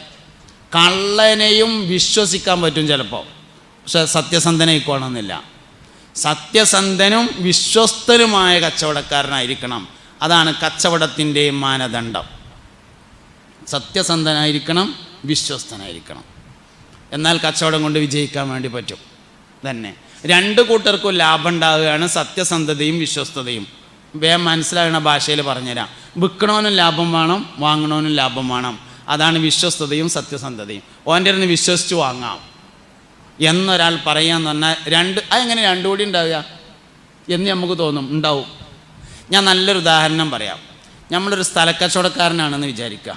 5 സെൻറ്റ് 10 സെൻറ്റ് അവിടെ ഉണ്ട്, ഇവിടെ ഉണ്ട്, അപ്പടി ഇപ്പടി, ഇതാണ് പരിപാടി. സ്ഥലക്കച്ചവടമാണെന്ന് വിചാരിക്കുക. അങ്ങനെ പള്ളിൻ്റെ അടുത്ത് ലാഭത്തിൽ കിട്ടിയപ്പോൾ ഒരു 10 സെൻറ്റ് സ്ഥലം വാങ്ങി. ഇവിടെ അല്ല, ഉള്ളിലെവിടെയാണ്. സെൻറ്റിന് 2 ലക്ഷം റുപ്യ, 10 സെൻറ്റിന് 20 ലക്ഷം റുപ്യ കൊടുത്തിട്ട് വാങ്ങി. വാങ്ങിയതിൻ്റെ ശേഷം അതിൻ്റെ സൈഡൊക്കെ ഒന്ന് പൊട്ടെല്ലിറക്കിങ്ങാണ്ട് കെട്ടി അതിൽ കുറച്ച് മൗസിരായൻ്റെ കന്നൊക്കെ കൊണ്ടുവന്ന് വെച്ച് ലേശം മുരിങ്ങാക്കാലൊക്കെ കുഴിച്ചിട്ടുങ്ങാണ്ട് ചീമക്കൊന്നൊക്കെ കുഴിച്ചിട്ട് അതിന് കൂടെ കുരളകിൻ്റെ വള്ളിയൊക്കെ കയറ്റി ഒരു നാടങ്ങളൊക്കെ കുത്തിയിട്ട് ഒന്നാണ് നനച്ചു ഒന്നാണ്ട് ഉഷാറാക്കി. പട്ടയം വാങ്ങി നീതിയൊക്കെ അടച്ചു, പേപ്പറൊക്കെ ക്ലിയറാക്കി. അങ്ങനെ ഇരിക്കുമ്പോൾ അബ്ദുറഹ്മാൻ തറടണമെന്ന് കരുതിങ്ങാണ്ട് ഗൾഫിൽ നിന്ന് വന്നു. ഓൻ പള്ളിക്കൊന്ന് നിസ്കരിച്ച് കഴിഞ്ഞ് ഇങ്ങനെ പോകുമ്പോൾ മൈമുട്ടി ഹാജിയുടെ 10 സെൻറ്റ് കണ്ടു. അപ്പോൾ കൂടെ ഉണ്ടായിരുന്ന ആൾക്കാരോട് ചോദിച്ചു, ഈ സ്ഥലം പരതാന്ന് ചോദിച്ചു. അത് നമ്മളെ മൈമുട്ടി ഹാജിയാണ് പറഞ്ഞു. വിൽക്കാനുള്ളതാണോ ചോദിച്ചു. ആ മൂപ്പർക്ക് ഇങ്ങനെ 5 സെൻറ്റ് 10 സെൻറ്റിനൊക്കെ ഇടപാടുണ്ട്, കച്ചവടത്തിനുള്ള തന്നെയാണ് മൈമുട്ടി ഹാജിയുടെ അടുത്ത് എന്നിട്ട് ചോദിച്ചു, മൈമുട്ടി ഹാജി നിങ്ങൾ ആ പള്ളിൻ്റെ അടുത്തുള്ള 10 സെൻറ്റ് കൊടുക്കാനുള്ളതാണോ ചോദിച്ചു. ആന്ന് പറഞ്ഞു. എന്താ വേണ്ടതെന്ന് ചോദിച്ചു. അതിൽ പറഞ്ഞു, പിന്നെ എന്നോട് പറയാം, ഞാനത് 20 ലക്ഷം റുപ്യക്ക് വാങ്ങിയതാണ്. പിന്നെ അതിന് പട്ടയൊന്നും ഉണ്ടായിരുന്നില്ല, അതൊക്കെ വാങ്ങി നികുതിയൊക്കെ അടച്ച് ക്ലിയറാക്കി സൈഡൊക്കെ കെട്ടി മണ്ണൊക്കെ ഇട്ട് നിരത്തി എന്നാൽ കാണുന്ന രൂപത്തിലാക്കാൻ എനിക്കൊരു 50,000 റുപ്യേൻ്റെ ചിലവുണ്ട്. 20,50,000 റുപ്യ ഞാനതൊരു 25 ലക്ഷം റുപ്യ തന്ന് ആനക്കണ്ട് തരാമെന്ന് പറഞ്ഞു. എന്തേലും കുറേന്ന് ചോദിച്ചു. ഇല്ലടാ, എനിക്ക് എന്തേലുമൊക്കെ ഒന്ന് കിട്ടണ്ടേ, അപ്പോൾ കുറച്ച് കാലമായിട്ട് എൻ്റെ അടുത്ത് കിടക്കല്ലേ, അതുകൊണ്ട് ഒരു 25 റുപ്യ. ഓൻ പറഞ്ഞു ഞാനൊന്ന് ആലോചിക്കട്ടെ എന്ന് പറഞ്ഞാൽ അവിടെ നിന്ന് പോയി. 1-2 കച്ചവടക്കാരെ കണ്ടിട്ട് ചോദിച്ചു, നമ്മൾ ആ പള്ളിൻ്റെ നേരെ ബാക്കിലുള്ള മൈമുട്ടി ഹാജിയുടെ 10 സെൻറ്റ് കൊടുക്കുകയാണ്, ഞാൻ കൊല്ലൊന്ന് തറട്ടുങ്ങാണ്ട് പോകണമെന്ന് കരുതി വന്നതാണ്, വാങ്ങിയാൽ എങ്ങനെ ഉണ്ടാവും എന്ന് ചോദിച്ചു. മൂക്കിക്കപ്പെട്ടായ മുഴുവൻ കച്ചവടക്കാരും പറഞ്ഞു വാങ്ങിക്കോ, ലാഭമാണ്, അതാ ലാഭം. അവസാനം അമ്മോൻ്റെ അടുത്ത് പോയിട്ട് ചോദിച്ചു, അമ്മക്ക ഞാൻ ആ മൈമുട്ടി ഹാജിയുടെ സ്ഥലം ഒന്ന് നോക്കിയിട്ടുണ്ട്, അത് വാങ്ങിയാൽ എങ്ങനെ ഉണ്ടാവുമെന്ന്. അമ്മോൻ പറഞ്ഞു അത് വാങ്ങിക്കോ, എന്തുകൊണ്ടും ലാഭമാണ് എന്ന്. വാങ്ങണവന് ലാഭമായി, കൊടുക്കണവന് 4.5 ലക്ഷം റുപ്യ ലാഭമായി. ഇതാണ് ലാഭം എന്ന് പറഞ്ഞ സാധനം. ഇങ്ങനെ കിട്ടുന്ന മുതലിനെ ഹലാലും തൊയ്യിബുമായ മുതൽ എന്ന് പറയും. മുതൽ ഹലാലും തൊയ്യിബുമാണെങ്കിലേ മക്കൾ നന്നാവുകയുള്ളൂ. വളരെ പ്രധാനപ്പെട്ടൊരു അടിസ്ഥാനമാണ്. കുട്ടികൾ കേടുവരുന്നതിനാകെ ഒരു കാരണമേ ഉള്ളൂ, തിന്നാൻ കൊടുക്കുന്നത് ഹലാലും തൊയ്യിബുമായില്ല എന്ന ഒരൊറ്റ കാരണം മാത്രമാണ്. വേറെ ഒരു കാരണവും മക്കൾ കേടുവരുന്നതിനില്ല, ഒന്നുമില്ല, ഒറ്റ കാരണമേ ഉള്ളൂ. രണ്ടാമത്തൊരു കാരണം അതിനില്ല. ഹലാലായാൽ പോരാ, തൊയ്യിബായിരിക്കണം. എല്ലാ ഹലാലുകളും തൊയ്യിബല്ല. എന്തിനാപ്പോൾ എത്രയൊക്കെ എനിക്ക് കിട്ടിയെന്ന് വിചാരിയുണ്ട്, എനിക്ക് വേണമെങ്കിൽ വാങ്ങിയാൽ പോരെ എന്നൊക്കെ ചോദിക്കാം, ഹലാലൊക്കെ ആവും. തൊയ്യിബാവൂല. തൊയ്യിബാകണമെങ്കിൽ വാങ്ങിയവൻ അൽഹംദുലില്ലാഹ് എന്ന് പറയുന്ന സാഹചര്യമുണ്ടെങ്കിലേ തൊയ്യിബാവുകയുള്ളൂ. ഒരിക്കലും ഹലാൽ മാത്രം തിന്നാൻ കൊടുത്താൽ പറ്റില്ല, തൊയ്യിബാവണം. എല്ലാ ഹലാലുകളും തൊയ്യിബല്ല, എല്ലാ തൊയ്യിബും ഹലാലാണ്. എല്ലാ തൊയ്യിബും ഹലാലാവും, എല്ലാ ഹലാലും തൊയ്യിബായിരിക്കില്ല. അതുകൊണ്ട് ഒരിക്കലും ഹലാലായാൽ പോരാ, തൊയ്യിബായിരിക്കണം. ഇത് നമ്മുടെ ജീവിതത്തിൽ പലപ്പോഴും ഉണ്ടാവും. തൊയ്യിബല്ലാത്ത പല സാധനം നമ്മൾ കാണും. പള്ളിക്കന്നിങ്ങനെ നിസ്കരിച്ചിങ്ങാണ്ട് പെരേക്ക് ഇങ്ങനെ പോകുമ്പോൾ ഏതോ ഒരാളുടെ അദ്രമാക്കാൻ്റെ മൂവാണ്ടം മൂച്ചി റോട്ടമ്മക്ക് ഇങ്ങനെ ചാഞ്ഞു നിൽക്കുന്നുണ്ട്, അതിമന്നൊരു മാങ്ങ ചാടി കിടക്കുന്നുണ്ട്. എടുത്തുണ്ടാവാം, ഹലാലാണ്. കാരണം ഒരു മൂവാണ്ടം മൂച്ചിമെന്നൊരു മാങ്ങ ചാടിയിട്ട് അത് കൊണ്ടുപോയിനൊന്നും ആരും വടിയെടുത്തുങ്ങാണ്ട് പിന്നാലെ വരലില്ല, ഹലാലാവും. ഹലാലൊക്കെ തന്നെയാണ്. തൊയ്യിബാണെങ്കിൽ അസർ നിസ്കാരത്തിന് അയാളെ കണ്ടപ്പോൾ പറഞ്ഞു, പിന്നെ എൻ്റെ മൂവാണ്ടം മൂച്ചിമെന്നൊരു മാങ്ങ റോട്ടമ്മക്ക് ചാടിയുന്നത് ഞാൻ കൊണ്ടുപോയിട്ട് ചെമ്മീൻ തല ഇട്ടുങ്ങാണ്ട് ചമ്മന്തി അരച്ചിട്ടിട്ടുണ്ട് എന്ന് പറയുമ്പോൾ മൂപ്പര് പറയണം, കൊണ്ടേക്കട കുഞ്ഞായ്മതേ, അത് മാത്രമല്ല എനിക്ക് വേണമെങ്കിൽ ഞാൻ കുട്ടികളെടുത്ത് രേഷൻ കൊടുത്തയക്കും കൂടിയും ചെയ്യുക എന്ന് പറഞ്ഞാൽ തൊയ്യിബായ മുതലാണ്. അല്ലെങ്കിൽ ഞാൻ പലപ്പോഴും പറയലുണ്ട്, ഈ പിന്നെ ഗവൺമെൻറ് ജോലിക്കാരുടെ മക്കൾ പലപ്പോഴും ദീനീ സംരംഭങ്ങൾക്ക് നേതൃത്വം നൽകുന്ന ആളുകളായി വരാറില്ല. അതിനൊരു പ്രധാനപ്പെട്ട കാരണമുണ്ട്. എന്താ വെച്ചാൽ ഈ ബറക്കത്ത് എന്ന് പറയുന്നത് നമ്മൾ വളരെയധികം ശ്രദ്ധിക്കേണ്ട ഒരു കാര്യമാണ്. ബറക്കത്തില്ലാത്ത മുതൽ എത്ര ഉണ്ടായിട്ടും കാര്യമില്ല. 3 ലക്ഷം റുപ്യ കയ്യിലുള്ള ഒരാൾ 100 റുപ്യ കടം ചോദിച്ച് നടന്നാൽ എങ്ങനെ ഉണ്ടാവും? ഓന് 3,100,000 റുപ്യ ആവശ്യമുണ്ട്. എന്നിട്ട് ഇങ്ങനെ കാണുന്നവരോടൊക്കെ ഒരു 100 റുപ്യ തരുമോ, ഒരു 100 റുപ്യ കിട്ടിക്കാം, നാളെ തരാം, എൻ്റെ അടുത്തില്ല, ഒരു 100 റുപ്യ കിട്ടിക്കാം, 3 ലക്ഷം അവൻ്റെ അടുത്തുണ്ട്. ബറക്കത്തില്ലെങ്കിൽ അങ്ങനെ ഉണ്ടാവുക. ബറക്കത്തുണ്ടെങ്കിൽ 1000 റുപ്യ മതി, മുഴുവൻ ചിലവും കഴിഞ്ഞാൽ 200ൻ്റെ ഒരു നോട്ട് കീശയിൽ വെക്കാൻ ബാക്കിയുണ്ടാവും. അതാണ് ബറക്കത്ത് പറഞ്ഞത്. ഇത് പൈസയിൽ മാത്രമല്ല, ഇത് മക്കളിലുണ്ട്. 10 മക്കളുണ്ട്, ആവശ്യ നേരത്തെ ഒറ്റൊന്നുമില്ല, ഒരു ചെറുക്കനേ ഉള്ളൂ, എല്ലാറ്റിനും കൊണ്ടോ ആൾ ബാക്കിയുണ്ട്. ബർക്കത്താണ്. സമയത്തിലെ ബർക്കത്തുണ്ട്. നമ്മളെ വല്ലിപ്പാക്ക് എല്ലാ വെള്ളിയാഴ്ചയും നഖം മുറിക്കാൻ നേരം കിട്ടിയിരുന്നു. നമുക്ക് പുതിയാപ്പിള ഇറങ്ങുമ്പോൾ വരെ നഖം മുറിക്കാൻ നേരമില്ല. സമയത്തിൽ ബർക്കത്തില്ലായിട്ടാണ്. അതുകൊണ്ട് കച്ചവടത്തിൽ ബറക്കത്ത് നല്ലോണം സൂക്ഷിക്കണം. ബർക്കത്തില്ലാത്തത് എത്ര സൂപ്പർ മാർക്കറ്റായിട്ടും കാര്യമില്ല. ബർക്കത്തുള്ള ഒരു പെട്ടിക്കടയാണെങ്കിൽ ഓൻ ഭംഗിയായിട്ട് ജീവിച്ചു പോകും. ബറക്കത്ത് നഷ്ടപ്പെടുന്ന ചില കാര്യങ്ങളുണ്ട്. തൊയ്യിബല്ലാത്തത് വന്നു ചേർന്നാൽ ബറക്കത്ത് നഷ്ടപ്പെടും. പ്രധാനമായും 2 കാരണങ്ങളാണ് ബറക്കത്ത് നഷ്ടപ്പെടാൻ ഉണ്ടാവാറുള്ളത്. ഒന്ന്, ലോൺ എടുത്ത് കച്ചവടം തുടങ്ങുക. ശവത്തിൽ കുത്തല്ല കേട്ടോ, ഞാൻ ഉള്ളതുള്ള മാതിരി പറയാന്നേ ഉള്ളൂ. ഒന്ന്, ലോൺ എടുത്ത് കച്ചവടം തുടങ്ങുക. 2, പെണ്ണുങ്ങളെ പണ്ടം വിറ്റിങ്ങാണ്ട് തുടങ്ങുക. എന്താ രണ്ടിനുള്ള പ്രശ്നം തരങ്ങൾ? ലോൺ എടുത്ത് തുടങ്ങിയാൽ അത് പലിശയുമായി ബന്ധപ്പെട്ട ഇടപാടാണ്. ആർക്കെങ്കിലും ഉണ്ടെങ്കിൽ വേഗത്തിൽ ആ ഇടപാട് തീർക്കാൻ ആവശ്യമായ കാര്യം ചെയ്യണം. അത് എന്ന് തീരണോ അന്ന് മുതൽ ബർക്കത്ത് തുടങ്ങും. വേഗം തീർക്കണം. പെണ്ണുങ്ങളെ പണ്ടം വിറ്റാൽ എന്താ വെച്ചാൽ, പെണ്ണുങ്ങൾ അവരുടെ പണ്ടം ഇഷ്ടപ്പെട്ട് തരൂല. ഒരു പെണ്ണും തരൂല കേട്ടോ. നിങ്ങളെ പെണ്ണുങ്ങൾ അതിന് ഒഴിവാണെങ്കിൽ അത് മാത്രം ഒഴിവാക്കി കളി തരൂല. അതിൻ്റെ തെളിവെന്താ കാര്യങ്ങൾ? വാപ്പ മരിച്ചിട്ട് മുതൽ ഒരുക്കുമ്പോൾ അടുക്കളയിൽ നിന്ന് ഉമ്മ വിളിച്ചു പറയും, കുട്ടികളെ വാപ്പ പണ്ട് ഖത്തർക്ക് പോയത് ഇമ്മാൻ്റെ മണിക്കാതിലെ വിറ്റിട്ടായിരുന്നു കേട്ടോ, അതുകൊണ്ട് റോഡ് സൈഡിൽ ഉമ്മാക്ക് 3 സെൻറ്റ് അധികം അളന്നിട്ടാളീന്ന് പറഞ്ഞാൽ എന്താ അതിൻ്റെ അർത്ഥം? പണ്ട് മണിക്കാതിലെ ഖത്തർക്ക് പോകുമ്പോൾ കൊടുത്തത് ഇഷ്ടപ്പെട്ടിട്ടല്ല. അതാണ് ആ പറഞ്ഞതിൻ്റെ അർത്ഥം. അപ്പോൾ പെണ്ണുങ്ങൾ പണ്ടം ഇഷ്ടപ്പെട്ട് തരൂല എന്നുള്ളതുകൊണ്ട് ഞാനങ്ങനെ പറഞ്ഞതാണ്. ഏതെങ്കിലും ഒരു പെണ്ണ് തന്നിട്ടുണ്ടെങ്കിൽ ഞാൻ ഈ പറഞ്ഞതിന് ഒഴിവാണ്. സൂക്ഷിക്കേണ്ട 2 കാര്യങ്ങളാണ് ഇത് രണ്ടും. ഒന്ന്, ലോൺ എടുത്ത് തുടങ്ങിയത് ഒടുക്കെത്തൂല, പെണ്ണുങ്ങളെ വണ്ടം വിറ്റത് ഒടുക്കെത്തൂല. അതിന് കാരണം രണ്ടും ഇഷ്ടപ്പെട്ട മുതലല്ല, തൊയ്യിബാവൂല എന്നുള്ളതാണ് കാരണം. അതുകൊണ്ട് എപ്പോഴും തൊയ്യിബായ കാര്യത്തിന് പരിശ്രമിച്ചാൽ ജീവിതം വലിയ റാഹത്തായിരിക്കും. കുറേ ഉണ്ടായിട്ട് എന്താ, ഒരു റാഹത്തും ഇല്ലാതെ ഉള്ളതിൽ റാഹത്തായിട്ട് ജീവിക്കാൻ കഴിയാന്നുള്ളത് തന്നെയാണ് ഏറ്റവും പ്രധാനപ്പെട്ട കാരണം. അപ്പോൾ അതുകൊണ്ട് പ്രത്യേകിച്ച് ഭക്ഷണ സാധനം കൈകാര്യം ചെയ്യുന്നവർ നല്ലോണം സൂക്ഷിക്കണം. ഇറച്ചി കച്ചവടം ചെയ്യുന്നവർ, മീൻ കച്ചവടം ചെയ്യുന്നത്, കോഴി കച്ചവടം ചെയ്യുന്നവർ, ബേക്കറി നടത്തുന്നവർ, അച്ചാർ കമ്പനി നടത്തുന്നവർ, ഹോട്ടൽ നടത്തുന്നവർ, വെള്ള കച്ചവടം ചെയ്യുന്നവർ, ഇങ്ങനെ ഭക്ഷണ സാധനം കൈകാര്യം ചെയ്യുന്നവർ സൂക്ഷ്മത പാലിച്ചിട്ടില്ലെങ്കിൽ മക്കളിൽ 3-ൽ ഒരു ബുദ്ധിമുട്ട് അനുഭവിക്കേണ്ടി വരും. 3-ൽ 1 ഇങ്ങനെയൊക്കെ പറയുമ്പോൾ എന്താ, ഇനി കച്ചവടം വേണ്ടെന്ന് തീരുമാനിക്കരുത്. ചെയ്യണ ഏറ്റവും നല്ല തൊഴിൽ എന്തെന്നെയാണ്? കച്ചവടം തന്നെയാണ്. നല്ലത് കേടന്നാലാണ് വടക്കാവുക. ചെയ്യുകയാണെങ്കിൽ ചെയ്യാൻ പറ്റുന്ന ഏറ്റവും നല്ല തൊഴിൽ കച്ചവടമാണ്. കൃഷി കഴിഞ്ഞാൽ പിന്നെ 1-ാം സ്ഥാനത്തുള്ളത് കച്ചവടമാണ്.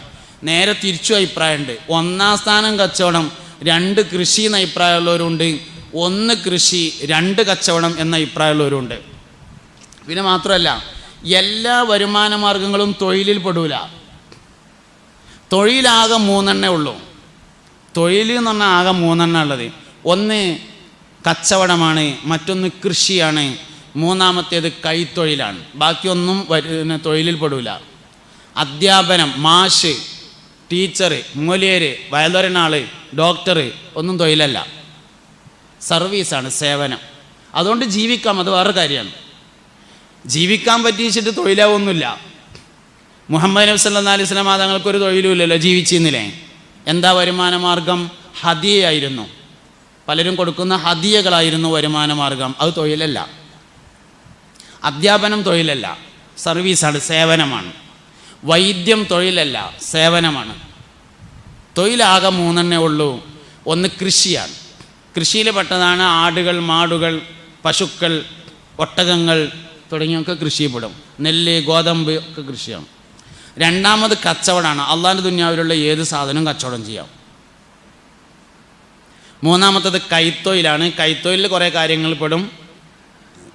ഡ്രൈവിങ്, കമ്പ്യൂട്ടർ, കന്നൂട്ട്, കൊത്തിക്കളക്കൽ, ഇങ്ങനെയൊക്കെയുള്ള കുറേ സാധനങ്ങൾ, ഒരുപാട് റോഡ് പണി, ഇങ്ങനെയൊക്കെയുള്ള ഒരുപാട് സാധനങ്ങൾ കൈത്തൊഴിലിൽപ്പെടും. കൂടുതൽ കാര്യങ്ങളും കൈത്തൊഴിലാണ് പെടും. അങ്ങനെ 3 വിഭാഗമേ ഉള്ളൂ തൊഴിലുകൾ. അപ്പോൾ അതിൽ ഒന്നാം സ്ഥാനത്ത് നിൽക്കുന്നത് കച്ചവടമാണ് എന്ന് ഒരുപാട് ആളുകൾക്ക് അഭിപ്രായം. 2 കൃഷി, 3 കൈത്തൊഴിൽ, അങ്ങനെയാണ്. എന്തുകൊണ്ടാണ് കച്ചവടം ഇത്രയും വലിയ ഫളിലുള്ള കാര്യമായി മാറാൻ കാരണം? ദൂരനാടുകളിൽ നിന്ന് ഒന്നിച്ച് ധാരാളം സാധനങ്ങൾ വാങ്ങിക്കൊണ്ടുവന്ന് ആവശ്യക്കാർക്ക് അല്പാൽപമായി വിതരണം ചെയ്യുക എന്ന ഹിദ്മത്ത് അതിൻ്റെ പിന്നിലുണ്ട് എന്നതാണ് കാരണം. ഒരു ഹിദ്മത്ത് അതിൻ്റെ പിന്നിലുണ്ട് എന്നതാണ് അതിൻ്റെ കാരണം. അതുകൊണ്ട് തന്നെ മുൻഗാമികളായ ധാരാളം സ്വാലിഹീങ്ങൾ കച്ചവടം നടത്തി. അതിന് ഉദാഹരണം പറഞ്ഞതാണ് ഗൗസുൽ ആലം സുൽത്താൻ മുഹിയുദ്ദീൻ അബ്ദുൽ ഖാദിർ ജീലാനി. 65 കൊല്ലം കച്ചവടം ചെയ്തിട്ടുണ്ട് മുഹിയുദ്ദീൻ ഷേഖ്. 65 കൊല്ലം കച്ചവടമുണ്ട്. കച്ചവടം മാത്രമല്ല, മുഹിയുദ്ദീൻ ഷേഖ് റളിയല്ലാഹു അൻഹു വേറെ ഉണ്ടായിരുന്നു. മൂപ്പര് രാഷ്ട്രീയക്കാരനായിരുന്നു. 4 അബ്ബാസിയ ഭരണാധികാരികളോടൊപ്പം ഭരണത്തിൽ പങ്കുചേർന്നിട്ടുണ്ട്. ഒപ്പം കച്ചവടമുണ്ട്, ഒപ്പം വയലുണ്ട്. 40 കൊല്ലം ഗൗസുൽ ആലം വയല് പറഞ്ഞിട്ടുണ്ട്. 40 കൊല്ലം. 25-ാമത്തെ വയസ്സിൽ നാട് വിട്ടു. 25-ാമത്തെ വയസ്സിൽ നാട് വിട്ടതിന് ശേഷം 25 കൊല്ലം പഠനവും കച്ചവടവും, 40 കൊല്ലം വയലും കച്ചവടവും. അങ്ങനെയാണ്. 25 ആണ്ടോളം ചുറ്റി നടന്നോവർ, ഇരിയെന്ന ഏകൽ കേട്ടാരേയിരുന്നോവർ, 40 ഇറ്റാണ്ടോളം വയല് പറഞ്ഞോവർ, നന്നായി 90 കൊല്ലം ഇരുന്നോവർ. നല്ല കച്ചവടക്കാരനായിരുന്നു. അപ്പോൾ കച്ചവടത്തിൽ വലിയ വലിയ ഉലിയാക്കന്മാരുണ്ട്, സ്വാലിഹീങ്ങളുണ്ട്, സജ്ജനങ്ങളായ ആൾക്കാരുണ്ട്. മൂല്യം പാലിച്ചാൽ മതി, പറ്റും. ഇബാദത്തുകൾ ചെയ്യുക എന്നതും ചെയ്യുന്നത് ഇബാദത്താക്കുക എന്നുള്ളതും രണ്ടാണ്. ശരിക്ക് നമ്മൾ വേണ്ട എന്താ വെച്ചാൽ ചെയ്യണ കാര്യം ഇബാദത്താക്കണം. നമ്മൾ കച്ചവടം ചെയ്യുകയാണെങ്കിൽ ആ കച്ചവടം ഒരു ഇബാദത്താക്കിയിട്ട് മാറ്റണം. ഞാൻ ഒരിക്കൽ കോഴിക്കോട് നിന്ന് ഇങ്ങനെ യാത്ര ചെയ്ത് വരുന്ന സമയത്ത് ഒരു ഹോട്ടലിൽ നോമ്പിന് കുറച്ച് മുമ്പാണ് ഭക്ഷണം കഴിക്കാൻ വേണ്ടി കയറി. അപ്പോൾ ഇങ്ങനെ നാടൻ ചോറും മീനും ഓർഡർ ചെയ്തു. അതിൽ ഒരു നീല കുപ്പായൊക്കെ ഇട്ടിട്ട് ഒരാൾ വന്നിട്ട് ഒരു ചെറുപ്പക്കാരൻ പ്ലേറ്റൊക്കെ വെച്ച് ഭക്ഷണം കൂട്ടാനൊക്കെ കൊടുന്ന് വെച്ച് ചോറിങ്ങനെ ഇട്ട് വരുമ്പോൾ ബിസ്മില്ലാ എന്ന് പറഞ്ഞു. ബിസ്മില്ലാഹിർ റഹ്മാൻ റഹീം. ഞാൻ കേൾക്കാൻ വേണ്ടി പറഞ്ഞതല്ല, അയാളത് പറഞ്ഞു. എനിക്കിങ്ങനെ എല്ലാവരും എന്താ ചെയ്യണമെന്ന് നോക്കണൊരു പണിയുള്ളതുകൊണ്ട് കേട്ടു. അടുത്ത സ്ഥലത്ത് വയൽ വരണമെങ്കിൽ ഇവലെന്താ ചെയ്യണമെന്ന് നോക്കണമല്ലോ. ഇനി ഇവിടെ എന്താ കണ്ടുവച്ചാൽ അതാണ് അടുത്ത വയൽ, അങ്ങനെയാണ് പരിപാടി. അപ്പോൾ എനിക്കത് നോക്കണൊരു പണിയുള്ളതുകൊണ്ട്. പക്ഷെ ഞാൻ പറഞ്ഞത് എന്താ വെച്ചാൽ എത്ര വലിയൊരു ദാവത്താത്. ഒറ്റ ബിസ്മി ഉണ്ടാക്കുന്ന ഒരു മാറ്റമുണ്ട്. എന്താ നമുക്കൊരാൾക്കൊരു സാധനം കൊടുക്കുമ്പോൾ ഒന്നാണ്ട് ബിസ്മി എല്ലി കൊടുത്താൽ വരിക. അതിലിരുന്ന് പൈസ വാങ്ങുമ്പോൾ ബിസ്മി എല്ലിയിട്ട് വാങ്ങിയിട്ടാൽ എന്താ വരിക? ബറക്കത്തിൻ്റെ വഴി മുഴുവൻ നമ്മൾ അടക്കുകയാണ്. ബറക്കത്തിൻ്റെ എല്ലാ വഴിയും. 3 കാര്യങ്ങൾക്ക് വലത്തെ കൈ മാത്രമേ ഉപയോഗിക്കാവൂ. 1 തിന്നുക കുടിക്കുക, 2 കൊടുക്കുക വാങ്ങുക, 3 ഭക്ഷണം കഴിക്കുക. 1 തിന്നുക കുടിക്കുക, 1 തിന്നുക, 2 കുടിക്കുക, 3 കൊടുക്കുക വാങ്ങുക. അങ്ങനെയാണ് ഇടപാടെടുത്ത.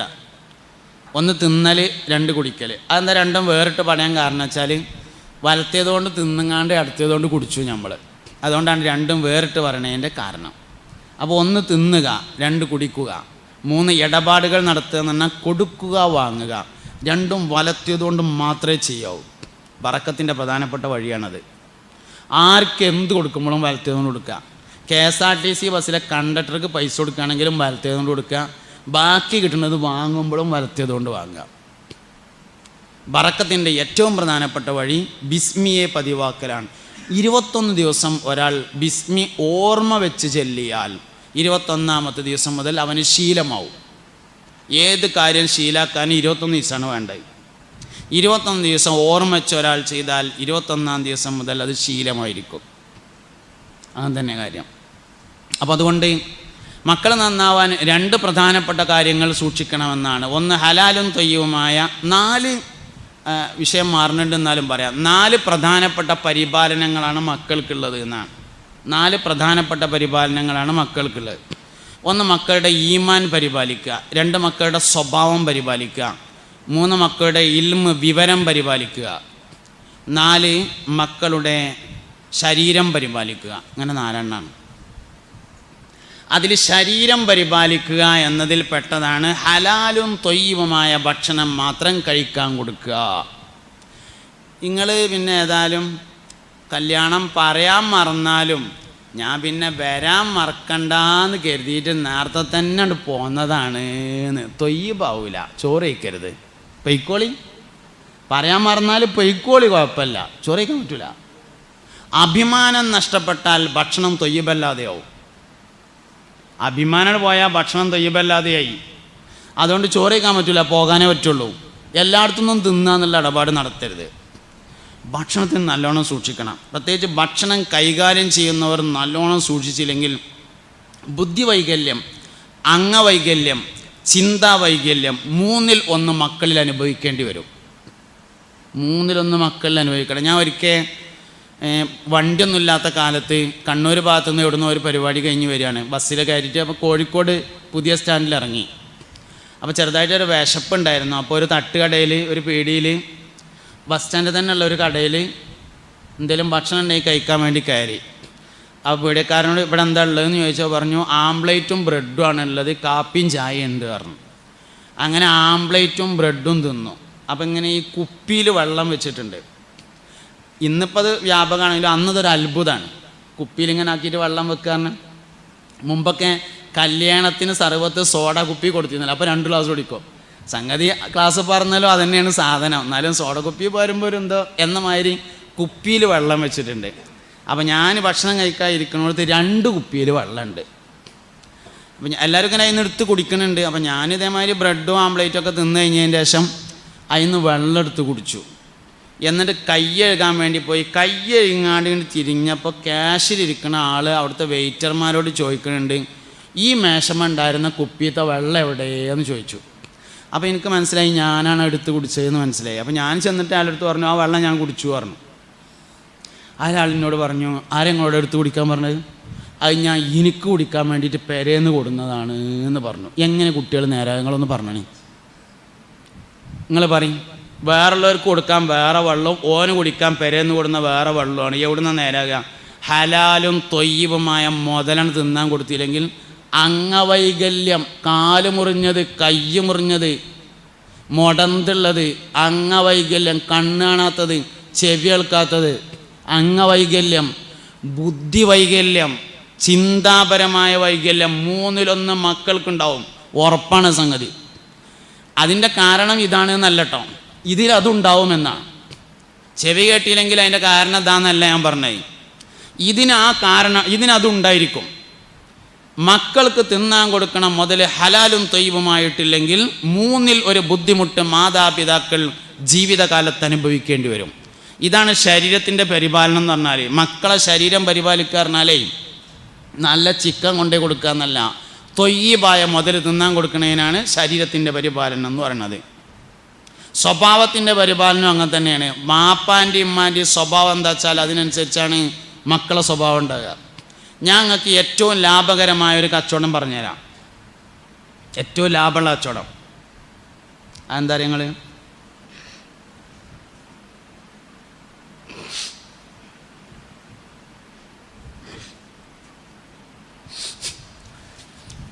ഏറ്റവും ലാഭമുള്ള കച്ചവടം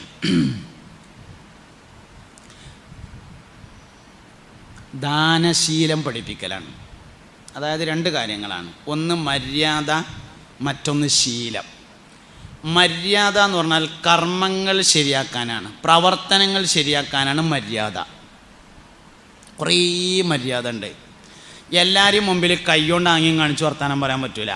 വാപ്പാൻ്റെയും ഉസ്താദിൻ്റെയും മുന്നിൽ കൈ അടക്കി വെച്ച് സംസാരിക്കണം. എല്ലാവരെയും മുമ്പിൽ കൈ ആംഗ്യം കാണിക്കാൻ പാടില്ല. അതൊരു മര്യാദയാണ്. ഇങ്ങനെ മര്യാദകൾ വളരെ പ്രധാനപ്പെട്ടതാണ്. അത് മക്കളെ പഠിപ്പിക്കണം. ഒന്നാമത്തെ കാര്യം അതാണ്. 2 ശീലങ്ങൾ പഠിപ്പിക്കണം. ശീലങ്ങളിലെ അടിസ്ഥാന ശീലം ദാനശീലമാണ്.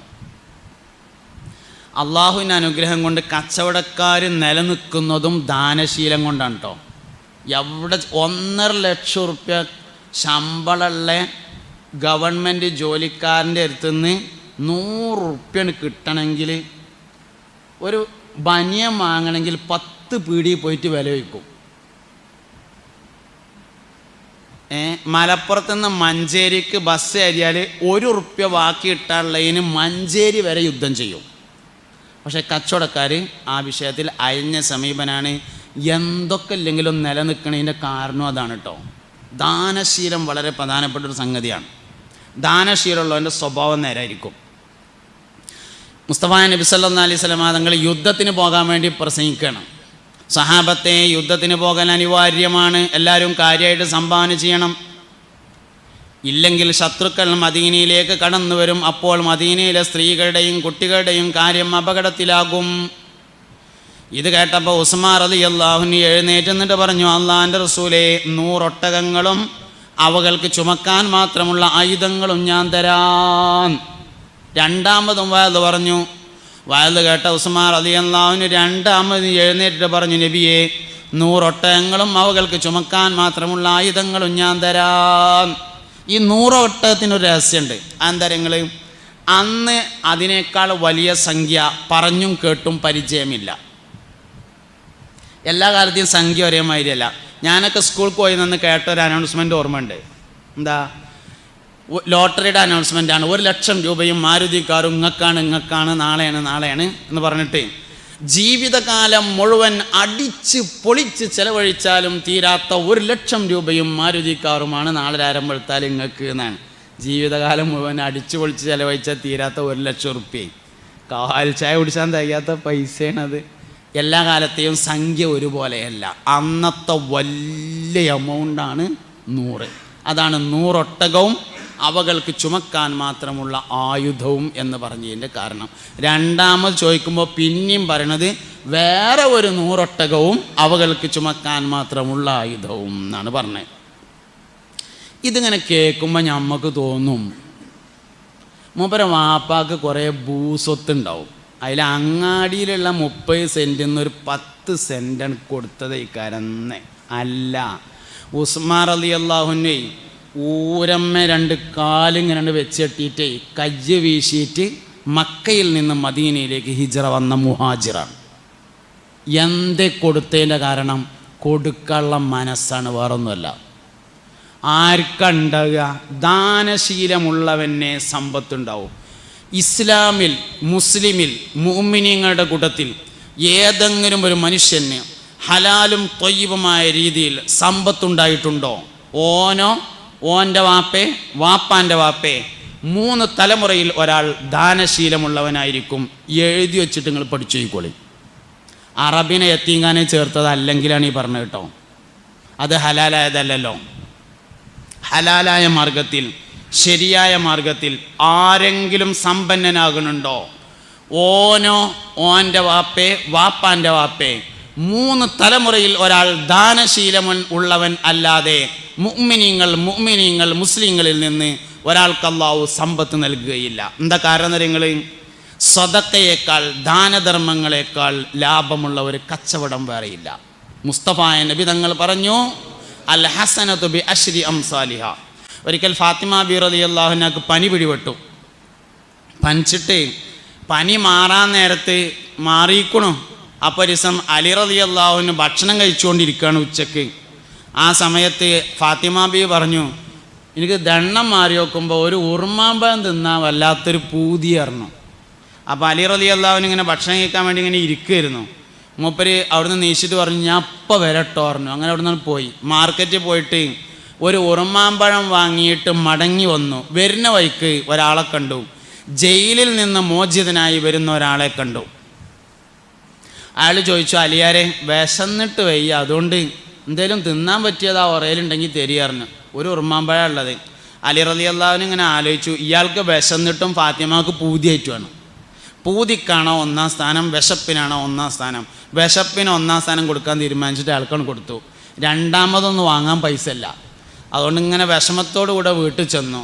ഭക്ഷണം കഴിക്കാൻ വേണ്ടി ഇരുന്നപ്പോൾ ഭാര്യ ചോദിച്ചു, പോയ മാതിരിയല്ലല്ലോ വന്നത്, മുഖത്ത് നോക്കി എന്തോ ഒരടങ്ങേറുണ്ടല്ലോ പറഞ്ഞു. അതിൽ പറഞ്ഞു, സംഗതി എന്നോടുള്ളത് പറയാലോ, ഞാൻ ഒരു ഉറുമാമ്പഴത്തിന് പൂതി പറഞ്ഞപ്പോൾ ഒരു ഉറുമാമ്പഴത്തിൻ്റെ പൈസ ഉണ്ടായിരുന്നു, അപ്പോൾ വാങ്ങാൻ വേണ്ടി പോയതാണ്. വരുമ്പോൾ ജയിലിൽ നിന്ന് വരുന്ന ഒരാളെ കണ്ടു. അയാൾക്ക് വിശപ്പാണെന്ന് പറഞ്ഞപ്പോൾ ഞാനതിന് കൊടുത്തു. വേറൊന്നും വാങ്ങാൻ പൈസ ഇല്ല. അപ്പോൾ ഫാത്തിമ ബി പറഞ്ഞു റളിയല്ലാഹു അൻഹ, നിങ്ങളത് കൊടുത്തതുകൊണ്ട് വലിയ റാഹത്തായി, കൊടുത്തിട്ടില്ലെങ്കിൽ അത് ഇക്കാരപ്പം ഏറ്റവും വലിയൊരു വിഷമം എന്ന് പറഞ്ഞിങ്ങനെ ഇരിക്കുമ്പോൾ അബ്ദുല്ലാഹി ഇബ്നു അംർ ഇബ്നുൽ ആസ് റളിയല്ലാഹു അൻഹു കയറി വരുന്നുണ്ട്. അവരുടെ കയ്യിലൊരു കീസുണ്ട്. ആ കീസാണ് കൊടുത്തു അലി റളിയല്ലാഹു അൻഹു. എന്നിട്ട് പറഞ്ഞു, അലിയാരെ, ഇത് നിങ്ങൾക്ക് തരാൻ വേണ്ടി ഒരാൾ ഏൽപ്പിച്ച ഉറുമാമ്പഴമാണ് പറഞ്ഞു. എടുത്തു നോക്കുമ്പോൾ 9 ഉറുമാമ്പഴമുണ്ട്. അലി റളിയല്ലാഹു അൻഹു പറഞ്ഞു, അംറേ, ഈ ഉറുമാമ്പഴം എനിക്കുള്ളതായിരിക്കൂല കേട്ടോ പറഞ്ഞു. അപ്പോൾ അംർ ഇബ്നുൽ ആസ് റളിയല്ലാഹു അൻഹു ചോദിച്ചു, നിങ്ങൾക്കുള്ള തന്നെയാണ്, എന്താ നിങ്ങൾക്കുള്ളതല്ല എന്ന് പറയാൻ കാരണം എന്ന് ചോദിച്ചു. അതിൽ പറഞ്ഞു, ഇതിൽ 9 ഉറുമാമ്പഴമാണ്. അൽ ഹസനത്തു ബി അശ്രി അംസാലിഹ എന്നാണ് മുഹമ്മദ് നബി പറഞ്ഞിട്ടുള്ളത്. ഒരു നന്മ 10 ഇരട്ടി കൊണ്ടാണ് തിരിച്ചു കിട്ടുക എന്നാണ് പറഞ്ഞിട്ടുള്ളത്. എനിക്കുള്ളതാണെങ്കിൽ 9 എണ്ണം പോരാ, 10 എണ്ണം ഉണ്ടാവും എന്ന് പറഞ്ഞു. അംർ ഇബ്നുൽ ആസ് ഒന്നിങ്ങനെ പിന്നിക്ക് പിടിച്ചിരുന്നു. അതും കൂടിയാണ് കൊടുത്തിട്ട് പറഞ്ഞു, 10 എണ്ണം എടുത്തോളിന്ന്. നമുക്ക് എന്താ കിട്ടാത്തതിൻ്റെ കാരണം? ഇതൊന്നും നമുക്കണ്ട് ഈമാനല്ല എന്നുള്ളതാണ്. ദാനശീലമുള്ളവനല്ലാതെ മുസ്ലിംകളിൽ സമ്പത്തുണ്ടാവില്ല. ദാനശീലമുള്ളവനല്ലാതെ നല്ല വഴിയിൽ സമ്പത്തുണ്ടാവില്ല. അതുകൊണ്ട് മക്കളെ ദാനശീലം പഠിപ്പിക്കണം. നമുക്ക് ദാനശീലം ഉണ്ടാവണം, സമ്പത്തുണ്ടാവും. കച്ചവട വിജയത്തിൻ്റെ പ്രധാനപ്പെട്ട രഹസ്യം അതാണ്, ദാനശീലമാണ്. 1.5 ലക്ഷം ഉറുപ്പ്യ ശമ്പളമുള്ളവൻ്റെ മക്കളിൽ നിന്ന് ദീനിന് നേതൃത്വം കൊടുക്കുന്ന ആളുകൾ വരാത്തതിൻ്റെ കാരണം, ദീനിന് ഉപകാരപ്പെടാത്തതിൻ്റെ കാരണം ദാനധർമ്മങ്ങൾക്ക് വിഹിതം മാറ്റിവെക്കുന്നില്ല എന്നതാണ്. ദാനത്തിന് ഒരു വിഹിതവും എൻ്റെ കയ്യിൽ മാറ്റിവെക്കണില്ല എന്നുള്ളത് തന്നെയാണ് പ്രശ്നം. അതുകൊണ്ട് സമ്പത്തിൻ്റെ വളർച്ചയുടെ പ്രധാനപ്പെട്ട ഘടകം ദാനശീലമാണ്. ദാനം വേറെയാണ്, ദാനശീലം വേറെയാണ്. ദാനശീലമുണ്ടെങ്കിലേ ദാനം കൊടുക്കാനുള്ള പൈസ ഉണ്ടാവുള്ളൂ. ഇല്ലെങ്കിൽ കീശയ്ക്ക് ഇങ്ങനെ ഊതേ ചെയ്യുള്ളൂ, സാധനം പൊന്തൂല. പിരിവുകൊണ്ട് വന്നാൽ അതാ പേഴ്സ് മറന്നു പറയും, സാധനം കിട്ടൂല. ശീലമുള്ളവന് കിട്ടും, അല്ലാത്തവന് കിട്ടൂല. ശീലം പഠിപ്പിക്കണം, ദാനശീലം പഠിപ്പിക്കണം. കച്ചവടക്കാരോടാണ് ഞാൻ സംസാരിക്കുന്നത്. പിരിവിനെ ഉദ്ദേശിച്ചുകൊണ്ടുള്ള വയലല്ല ഇത്. ഇങ്ങളിൽ ദുന്യാവും ആഖിറും രക്ഷപ്പെടാനുള്ള വയലാണ്. അതുകൊണ്ട് ദാനശീലം മക്കളെ പഠിപ്പിക്കണം. എങ്ങനെ പഠിപ്പിക്കുക? പെരയിൽ ഇങ്ങനെ ഇരിക്കുകയാണെന്ന് ഡോറ് സ്കരിച്ചിട്ട്, അപ്പോൾ ഒരാൾ വന്നു, വാതിലുമ്മ വെല്ലടിച്ചു, കാലുകൊണ്ട് ചെയ്യാത്ത ആളാണെന്ന് മനസ്സിലായി. അപ്പോൾ നോക്കി മോനെ വിളിച്ചിട്ട് പറഞ്ഞു, മനുഷ്യൻ്റെ 5 നയാ പൈസ ഇല്ലാത്തടത്ത് ഈ റമദാൻ മാസം അവസാനമായിട്ട് ഓരോന്നിങ്ങനെ ഏന്തി വലിഞ്ഞ് കയറി വരുന്നത് കണ്ടില്ലേ, വാപ്പോടല്ല എന്ന് പറഞ്ഞാടാന്ന് പറയാം. ഇതൊരു പഠിപ്പിക്കലാണ്. വേറൊരു പഠിപ്പിക്കലുണ്ട്.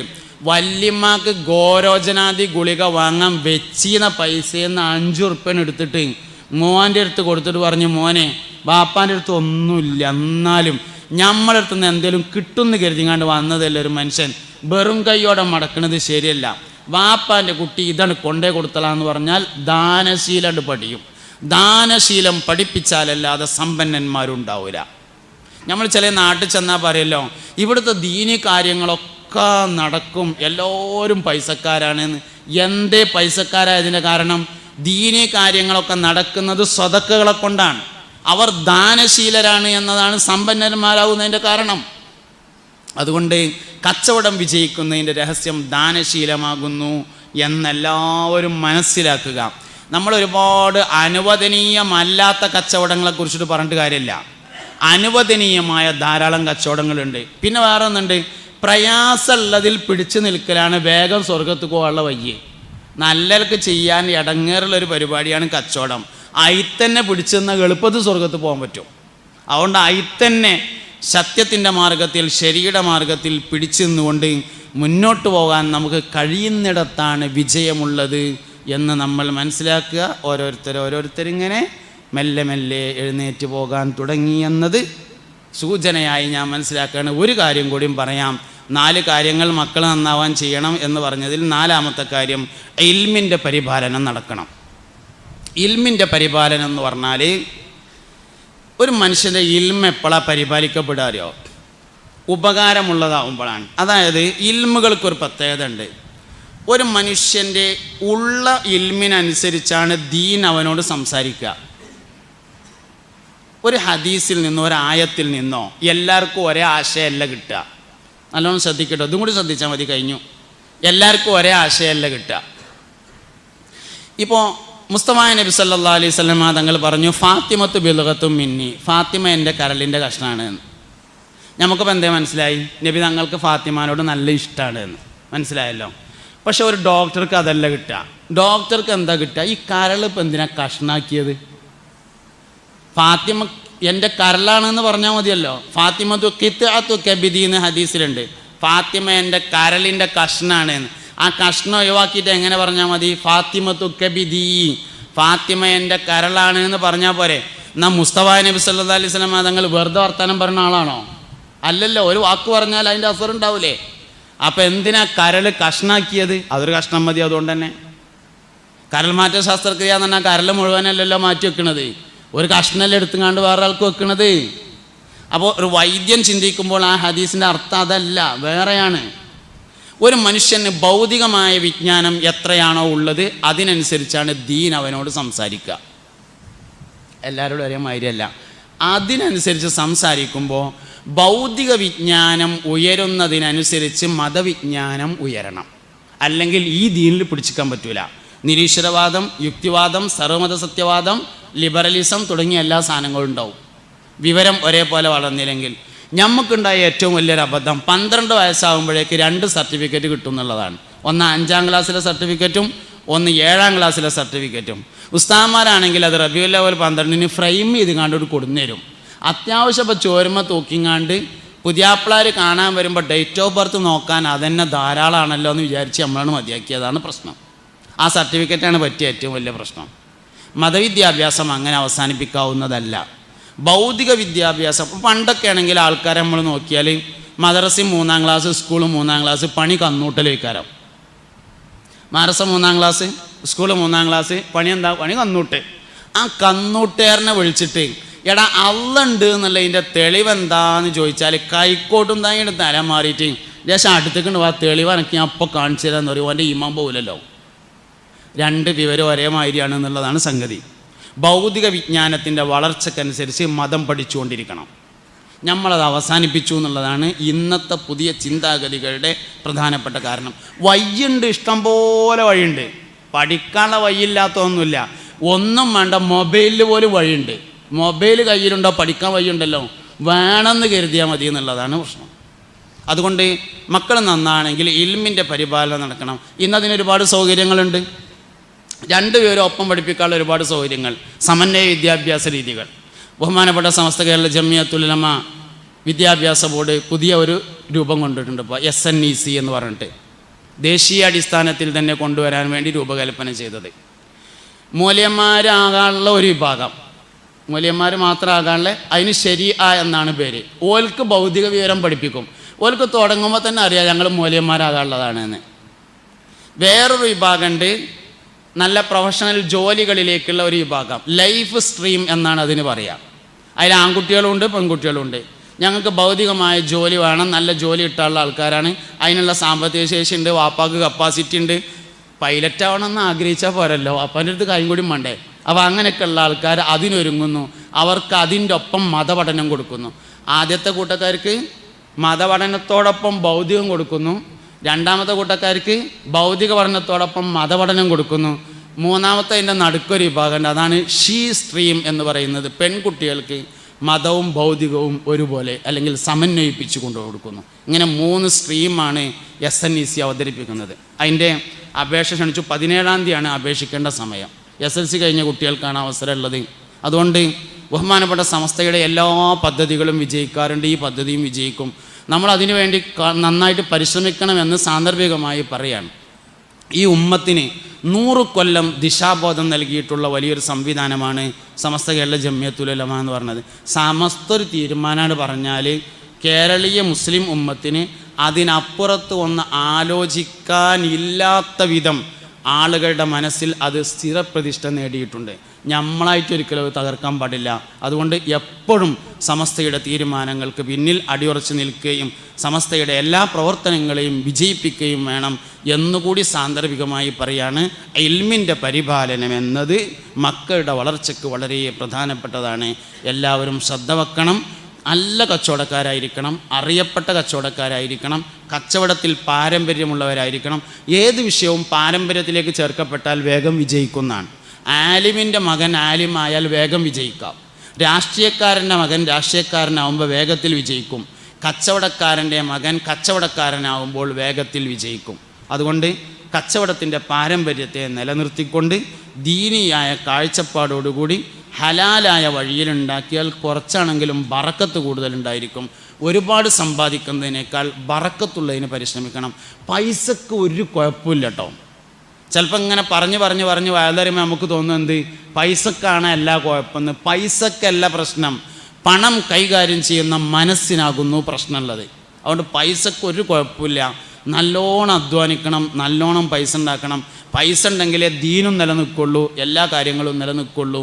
അതുകൊണ്ട് നല്ല ഇഖ്ലാസോടുകൂടി കച്ചവടം കൊണ്ട് വലിയാകാം എന്ന കാഴ്ചപ്പാടിൽ നമ്മൾ മുന്നോട്ട് പോകണം. ചരിത്രത്തിൽ അറിയപ്പെടുന്ന ഒരുപാട് നല്ല നല്ല കച്ചവടക്കാർ കഴിഞ്ഞു പോയിട്ടുണ്ട്. ബഹുമാനപ്പെട്ട അബ്ദുറഹ്മാൻ ഔഫ് റളിയല്ലാഹു അൻഹുവിൻ്റെ താരീഖ് ഞാൻ നിങ്ങളോട് പറഞ്ഞു വന്നു. മൂസൽ കാലിം റളിയല്ലാഹു അൻഹു കച്ചവടക്കാരനായിരുന്നു എന്ന് കാണാൻ നമുക്ക് കഴിയും. ഇങ്ങനെ ഒരുപാട് വലിയ വലിയ മഹത്തുക്കൾ കഴിഞ്ഞു പോയിട്ടുണ്ട്. അവരുടെ മാതൃക പിന്തുടർന്നുകൊണ്ടാണ് ഞാൻ ചെയ്യുന്നത് എന്ന വിശ്വാസത്തോടു കൂടി നല്ല രീതിയിൽ മുന്നോട്ട് പോകാൻ അള്ളാഹു നമ്മളെയൊക്കെ സഹായിക്കട്ടെ. അല്ലാഹുമ്മ ജഅൽ ജംഅനാ ഹാദാ ജംഅൻ മർഹൂമ വതഫർറുഖനാ മിൻ ബഅദിഹി തഫർറുഖൻ മഅസൂമ വലാ തജ്അൽ മിന്നാ വലാ ഫീനാ വലാ മഅനാ ശഖിയ്യൻ വലാ മത്റൂദൻ വലാ മഹ്റൂമ അല്ലിഫ് ബൈന ഖുലൂബിനാ വഅസ്ലിഹ് ദാത ബൈനിനാ വഹ്ദിനാ സുബലസ്സലാമി വനജ്ജിനാ മിനൽ-ളുലുമാതി ഇലൻ-നൂർ ആമീന ബിറഹ്മതിക യാ അർഹമർ റഹീമീൻ. സുബ്ഹാനകല്ലാഹുമ്മ വബിഹംദിക അഷ്ഹദു അൻ ലാ ഇലാഹ ഇല്ലാ അൻത അസ്തഗ്ഫിറുക വഅതൂബു ഇലൈക്. വസല്ലല്ലാഹു തആല വസല്ലമ അലാ ഖൈരി ഖൽഖിഹി സയ്യിദിനാ മുഹമ്മദിൻ വആലിഹി വസഹ്ബിഹി അജ്മഈൻ വൽഹംദുലില്ലാഹി റബ്ബിൽ ആലമീൻ. സല്ലല്ലാഹു അലാ മുഹമ്മദ് സല്ലല്ലാഹു അലൈഹി വസല്ലം. സല്ലല്ലാഹു അലാ മുഹമ്മദ് സല്ലല്ലാഹു അലൈഹി വസല്ലം. അല്ലാഹുമ്മ സല്ലി അലാ മുഹമ്മദ് യാ റബ്ബി സല്ലി അലൈഹി വസല്ലിം. ദുആ ചെയ്യണം. അസ്സലാമു അലൈക്കും വറഹ്മത്തുള്ളാഹി.